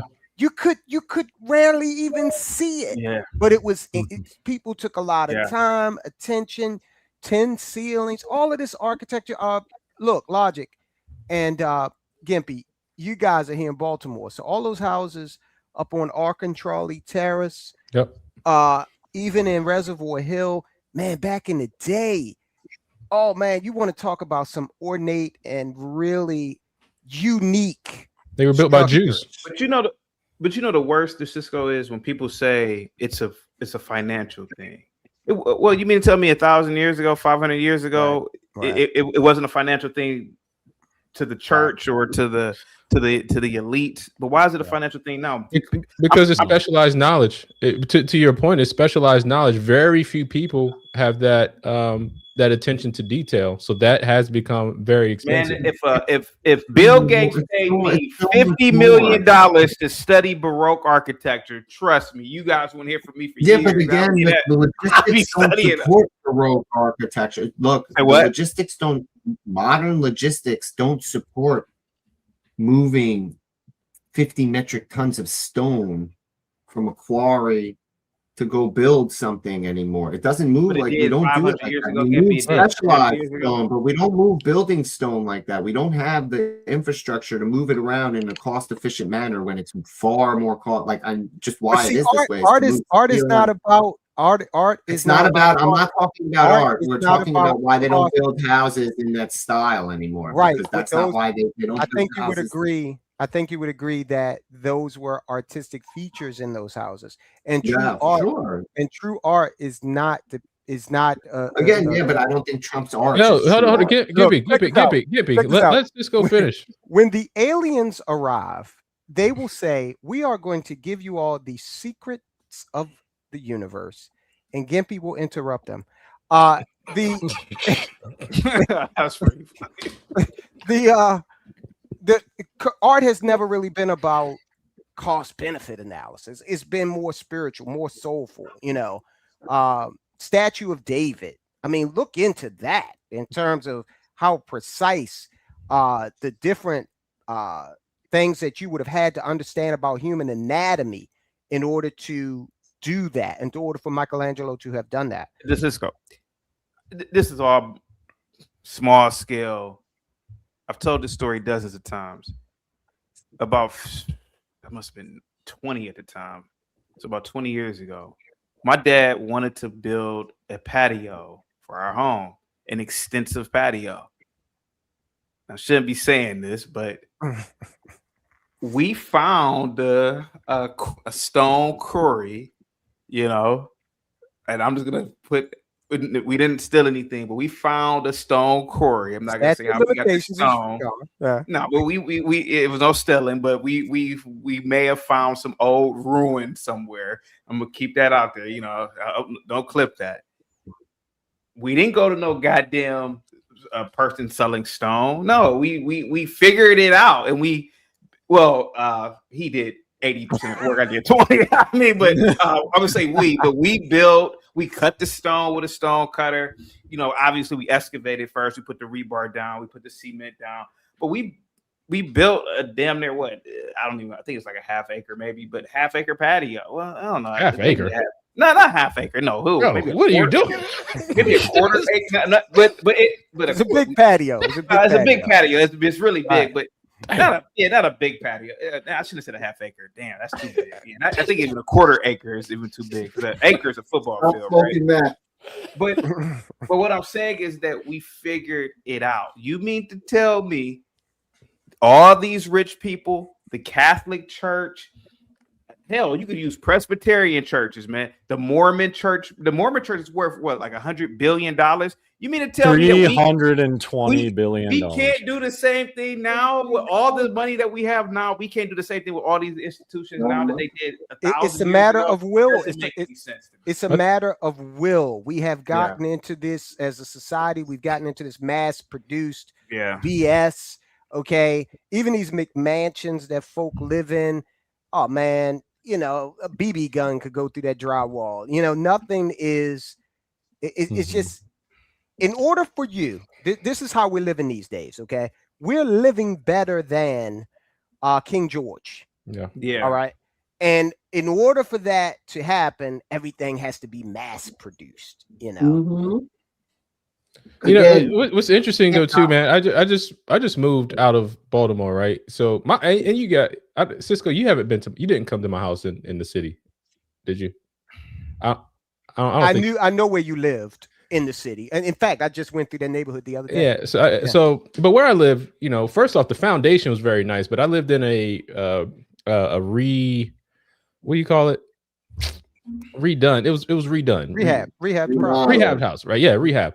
Now, granted, nice features, whatever, but it's fluffy. You know what I'm saying? That's what I'm calling it. It's fluffy. Like it's. You didn't really get the sense, right? It has the open concept and all the modern trendy features, but it was fluffy. Where I moved out into the part of Maryland I live now, Carroll County. Like this house was built in 1979, but the construction of it is so like it's there, right? You can just you feel it when you walk across the floor. You look at the foundation, like, man, this is a well-built home. And again, when it goes back to the art, you don't get that attention to detail anymore. You don't get that, like, it wasn't rushed, right? And they do it now with the kids, man. You seen those that art they promote from the kids? It's all those squiggly lines and contemporary bullshit. Yeah, it's like terrible, man. But I'm actually kind of glad we're having this conversation, and my wife isn't here because she's a nationally known artist here, and her whole family is like artists, and we would be here for a long time. Oh wow! Now did she take attention to detail? Oh yeah, they're like, if you look at the Maitreya statue in Tove that my in-laws are doing, or the Chinggis Khan National Equestrian Monument, you guys can Google that. On my Facebook page, we actually have a picture of that with like the medal her father got, right? Like all of that's like hand built. Wow. So it's wild. Like, I've seen some art just on the internet that people do here, and it just blows my mind. But when it comes to the Trump thing, I actually think it's hilarious, and I love it, right? Because you see, and I'm going to take this probably from a different angle, but you see the rhetoric of everyone calling Trump a Nazi, and it looks exactly like what Albert Speer was gonna build Adolf Hitler, right? And I can't help but wonder if he's doing this just to get under liberals' skin, right? Like, he has the intent of doing something good for America and to celebrate it. But I just can't help but wonder if there's like a subtle jab in there. There's always a jab with Trump. Can I ask you, can any of you tell me what because you guys all named things that had memorial level meaning for comparatives, the Arch of Triumph, the Brandenburg Gate, those all have historical value to their countries and why they were built. What is he building the Trump Arch for, other than his own fucking 250th anniversary? Yeah, that's a convenient excuse. That's a very convenient excuse for him to build another gold-plated thing with his name on it. You guys, you can talk about it all you want about how nice and beautiful it is, but he is doing something that is counter to what we do here and why we build monuments. He's glorifying himself. That's not for America. That's not it's not a unifying event. It's not creating unity. It's not literally the 250th anniversary of the United States. Dude, that is that's not unifying. That is a convenient excuse to be building an over-glorified waste of our money. If it comes out of the taxpayer dollar and it's not funded privately like the ballroom is, it shouldn't exist. There's no purpose for it. It doesn't. It's massive. We have debt. I'm sorry. Make it make sense.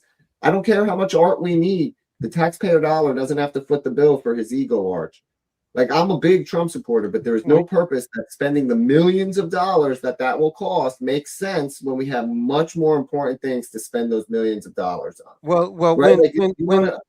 when the apes take over, the gate will be where Charlton Heston, oh my God, where he has his little meltdown. Not the Statue of Liberty. It'll be the gate in DC. I think that the statue is more. I mean, obviously, it symbolizes 250 years of freedom in the greatest country on the planet. But the way it looks, man, that might inspire some people, man. That's all I care about. I mean, it's beautiful, but it's also like highly European. And it's gaudy. I mean, that's where the best art ever. That's where the best art came from. But here's the thing: like, a lot of our cities and town names are European. I mean, Baltimore is designed by British. Like a lot of the especially the waterfront, a lot of British designs. A lot of the towns, a lot of towns in Maryland. Maryland was the British settler colony. I mean, like, it's British, man, European. Like there's still some element of that that's going to be naturally ingrained because that's where a lot of the ideas came from. But What's to an American Dave's architectural style? right? Cisco? Exactly, What's- exactly. That's what I was about to say. To Oh, okay. Dave's point, we don't have a great architectural style, so we've got to emulate someone somewhere who does. I mean, think about it. If you were going to, I mean, Andy Warhol is like, we got a couple of others, but in terms of big architectural aesthetic projects, I can't think of any American. Art Deco can't. Frank Lloyd Wright maybe with the houses, but nothing on this scale of a People monument. think Art Deco is American. That's French, right? I think that's French, right? I believe it is. I think that's think yeah. so. I don't think anything. I don't think we have any architectural style. We probably do, but I can't name one. It's not. If we do, it's not prominent enough Yeah. for us to have it as top of mind. I mean, that's what we really go to war over. What's the American art style? That's a war because glass. That's our architectural style. Glass. Yeah, we have glass. Like, glass. Almost walked into some goddamn glass the other day. It was so goddamn clear. I was like, goddamn.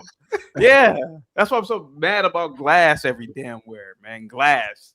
Yeah. Well, maybe what's that style? Not noir.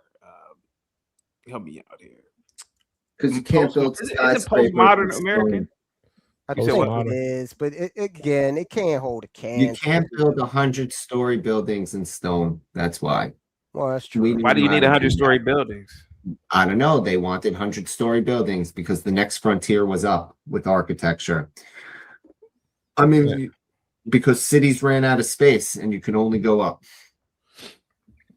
Like, dude, you guys talk like there isn't a reason. We got here by design, not by accident. This is very purposeful. I mean, you like living the luxury life that you have indoor plumbing. That doesn't come without mass production. I mean, can't have unless everybody has the same pipe fitting. You can't have a sewer system if you don't have matching pipe fittings attaching to every house. Yeah, but it's not. I mean, like, that's not the artist. That's functional, right? Like there are elements that are functional, right? That's plenty of art out there that's still good. Just because there was shitty art back then too. You know, there's plenty of shitty art we don't remember from back then that got lost. But back then, you were far less likely to get a patron if you were so we have shitty far less artist. taste. Okay, we have far worse taste in 2026 than we did in 1626. I'd like, what do you want from me? You know But what? that doesn't This week, everybody go find a blacksmith this week. Oh, I actually know. find I know a blacksmith. Yeah, I know. So find someone a woodworker, someone that you can patron this week. Because I mean, again, that's one element because a lot of people don't know that these people still exist too. Right? You got to go to Home Depot. You think you got to just get everything that's off the shelf. There are some still really skilled people out here that do things like that. And oftentimes, quite frankly, they'll oftentimes, do stuff for free because it's like they love to do it. Right? There's still that art and there's that passion to do things like that. So, I mean, I just encourage everyone just to look up somebody local. Find somebody in your neighborhood that's a blacksmith or a woodworker or just a handcraftsman or something like that, because those trades still exist. Logic. What's up, CT? Look at our cars. Look at how our cars look compared to how they look in the 50s, 60s. I know. Even the 70s. Yeah. I'm telling you, man, I don't see art ever coming back, man. I get what you're saying, man, but I don't see it coming back, man. And I get it. There's a financial reason why every goddamn car looks like a goddamn refrigerator, but go ahead. No, go ahead. Every car, it doesn't matter the brand. All crossovers look the same. All SUVs look the same. All sedans look the same. It doesn't matter the manufacturer. They all look the same. Oh, the woes. But now everyone has cars. That's true. That is true, Gippy. But I mean, instead of only 10 people having cars because they can only make 3 a year because they're all handcrafted. No, bro. When they would be 100,000 cars made a month. Bro, when they were still being mass produced and still had that attention to detail, bro. Dude, Like those cars you're talking about, you just don't give it credit anymore. They literally down to the micrometer, which they couldn't do in the 70s because they didn't have tools that measured that way in a mass production scale, measure the slope of your hood so you get maximum fuel efficiency based on your aerodynamics. I mean, like they do. You just don't care about it because it's not pretty. Bro. I'm sorry, like you want to sit here and harp on bullshit. You know what my bullshit is? I don't need a fucking $800 million arch in downtown DC when I can give me one. You're getting one anyway. So which one do you think will get built first, the Key Bridge or the Triumphal Arch? Neither will ever finish being built. Neither. The next president won't fund the project. Like, if a Democrat takes office after they start this and there's any way for them to pull the plug, they'll pull the plug just to stick it to Trump. They did it to him after he left the first time. They killed every program he had started that they could kill. Who's like, again, hold on, CT, who's a car guy on the panel? I'm a little bit of a car guy. The 62 Chevrolet Corvette. Oh yeah. That's all I gotta say, man. I get what Gippy's saying, man. But Gippy, come on, man. Yeah. Come on, dude, I'm not arguing that muscle cars and cars from the 60s and 50s are nice and beautiful. I had a boss who had a bunch of remodeled 60s and 70s cars and a Challenger, a Thunderbird. He had a whole bunch of them, dude. But again, that's not what I'm talking about. I'm talking about that you're hankering on that. You care that it looks pretty. They don't care anymore if it looks pretty because they have to make 100,000 of them because what sells the car is that it gets the best gas mileage in its class, that it has the plastic buttons and features inside the car. That's where they focus their artistic design. They don't need it to look with tail fins and speaking of tail fins, the 65 Coupe de Ville, that's another one. Yeah. Another good Dude, one. you all want what's the car that Homer Simpson made? The Mountain Arrow? You all want I remember that episode. Oh yeah. You all want the Mountain Arrow. That's what you want. I mean, dude. to be fair, I like cars, but living in Mongolia, I'm trying to figure out how to stick a tail fin on a horse. Okay. Hey, you know what though? My next vehicle will be a 2017 Toyota Tacoma pickup. Because if it's good enough for the Taliban, it's good enough. That's a good commercial. Somebody's clipping that one. Oh, bro, that's funny. Now I do want to get like a 2003 Denali again. The GMC Yukon Denali. Them things you supposed to ride them to like 700,000 miles. Dude, I currently have a V8 Hemi Jeep Grand Cherokee. And I'm telling you, that thing is a monster. Until it dies, I will not have another car. Yeah, there we go. CT, I'd take the Stingray. Have you seen the new Corvette? Yeah. I'm not going to the moon. The damn thing looks like something out of Star Wars. Yeah. I hate it. I hate it. I'm sorry, gentlemen. The 72 Chevelle. That's a nice car. Yeah. Yeah, but real quick, you said something very interesting about how you can't use stone to make a high skyscrapers, but why not use some sort of ornamental factor to it to make it look like Art Deco or something, you know? Okay, again, because they're saying I don't know. I don't have the answer to that. What I do have the answer to you is that if it doesn't work with the physics of a building that has to sway in the wind at 100 stories, like that's what I'm saying. Is like we changed what was important, what we considered the fundamental need to why we create. Now we create to conquer physics. We don't create to create art. We create to show man's dominance over nature. Well, hold on now. The Chrysler Building, that's got a ton of Art Deco all over the building. So we were able to combine, and I think this is really cool. When we combine form and function, and we have been able to do that. The Chrysler Building is the perfect example of that. Art Deco I mean, skyscraper. yeah, we, Yeah. we used to do that. I'm not saying we didn't do that. I'm saying we don't do that anymore because now that's not what they consider their art. Their art is these engineering marvels that can withstand earthquakes and sway in the wind and shit. I'm sorry, like that's how they that it's sleek design. They don't see Gothic architecture as the art you see it as that it needs to be in today. Right, and it doesn't need to be that, but even like London has a very unique skyline with some extremely unique buildings. You could tell that influence, they're closer to it than we are, because we just put up these, these boxes, basically. Man, honestly, Baltimore has a really nice architecture if you really go through the neighborhoods, man. It has a lot of there's a lot of Gothic influence. There's the Jewish influence. British, of course. Italian. You go over to Little Italy, man. It looks like Little Italy when you go back into the courtyards, like not from the street, but you go back into the courtyards, man. It's I mean, look, man, they got a lot of pockets, and I think Baltimore does have a ton of it. If you can go in, it's safe.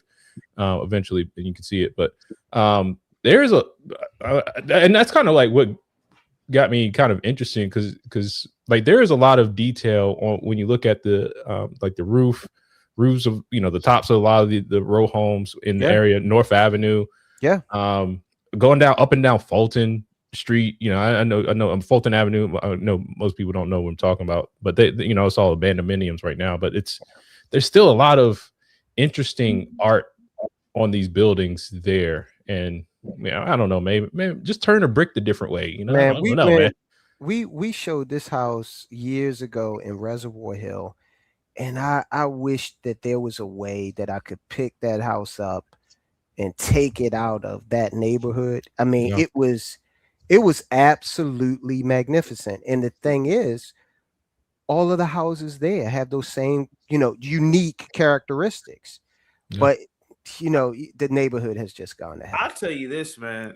And speaking of art, even cobblestone streets, don't make the main streets, cobblestone, but make the, the residential streets cobblestone. Why not just make it cobblestone? That's good. We still got them, but they got more potholes because nobody keep up the cobblestone. Because that's an artistic way to calm traffic. Yeah. So you could put that form into the function. Yeah, guys. So that's just my 2 cents. I'm into this art stuff, man, because the more I see it, man, I don't know. Maybe it's because I've gotten older and I'm really starting to see the world differently. But I'm like, why do they keep putting up these ugly glass buildings, man? But it's just a function of it. I think people lost the meaning of art because I remember years ago talking 2013 to 2015. I remember in Minnesota in the Walker Art Museum, right? Some old guy dropped his glasses in the corner of basically a showroom, right? Mm-hmm. Oh yeah. Cisco knows what I'm talking about. And a bunch of people were photographing it and they blocked it off because they thought it was a work of art. Mm. They thought it was an exhibit. Yeah. Yeah, they thought it was exhibit. And then the guy's son had to call the newspaper and make a big fuss before they could actually get his grandpa's glasses back. What's that? There's a movie with Jake Gyllenhaal that goes into the whole art scene. It's a wild movie. Might not be everybody's cup of tea. It's called Velvet Buzzsaw. It's good, but it's a little off the beaten path, but they go into the modern art scene heavily. Yeah. I haven't seen it. Yeah, check it out. Oh well. All right, guys, we're gonna get out of here. Unless y'all want to talk about Wes Moore. He's breaking down right now. Next week. Yeah. Let's save it. Because more will come out. All right. Yeah. All right. CT, man, tell them where to find you. What you got going on? You coming back this week? Yeah, over at Chaotic Truth, man. I will be back, man. That's confirmed. Are you affirming that you confirm? I'm confirming that I'm confirming that I just confirmed that confirmation. Yeah. Well, I am confirming I received your confirmation. All right. Diamond Dave, man, you just did that the live stream before you came on, man. How did that go? It was pretty decent. It was a lot of fun. Some building decorating. Yeah. Right on. So what you got going on this week, brother? Going to be doing another live stream on Thursday, same time, and then I just drop videos and pop on panels and make stupid jokes. That's what I do. There we go. There we go. All right. The next Lieutenant Governor of the great state, the free state of Maryland. What you got going on this week, man? Well, we're gonna have more content on Soldiers of Finance. We've got some content up now. I encourage folks to check it out. And we'll be out here talking to Marylanders, trying to show them that there's a better economic path than Westmore. Right on, right on, right on. So if you haven't done so already, make sure you hit that like button, share, and subscribe to the Just the Guys podcast. And remember, go to metroconservativemedia.com. You can check out all the other shows. Of course, there is Pop and Politics and KJ Christian Conservative. Also, when you go on the website, there is a link to the Discord. And guys, join in, man. The Discord's fun. A couple of us go on to the live chat every now and then, voice chat. And just sharing, just building a community here, man. But and let us know what you guys are doing, man. What you want us to talk about, what you like to see, what's going on in the world. So yeah, it's a great way to communicate with us. But again, guys, remember, like, share, subscribe. I said that already. Have a great week, and remember, only monkeys litter. Hey, hang on real quick, guys, after he disconnects. Okay. All right.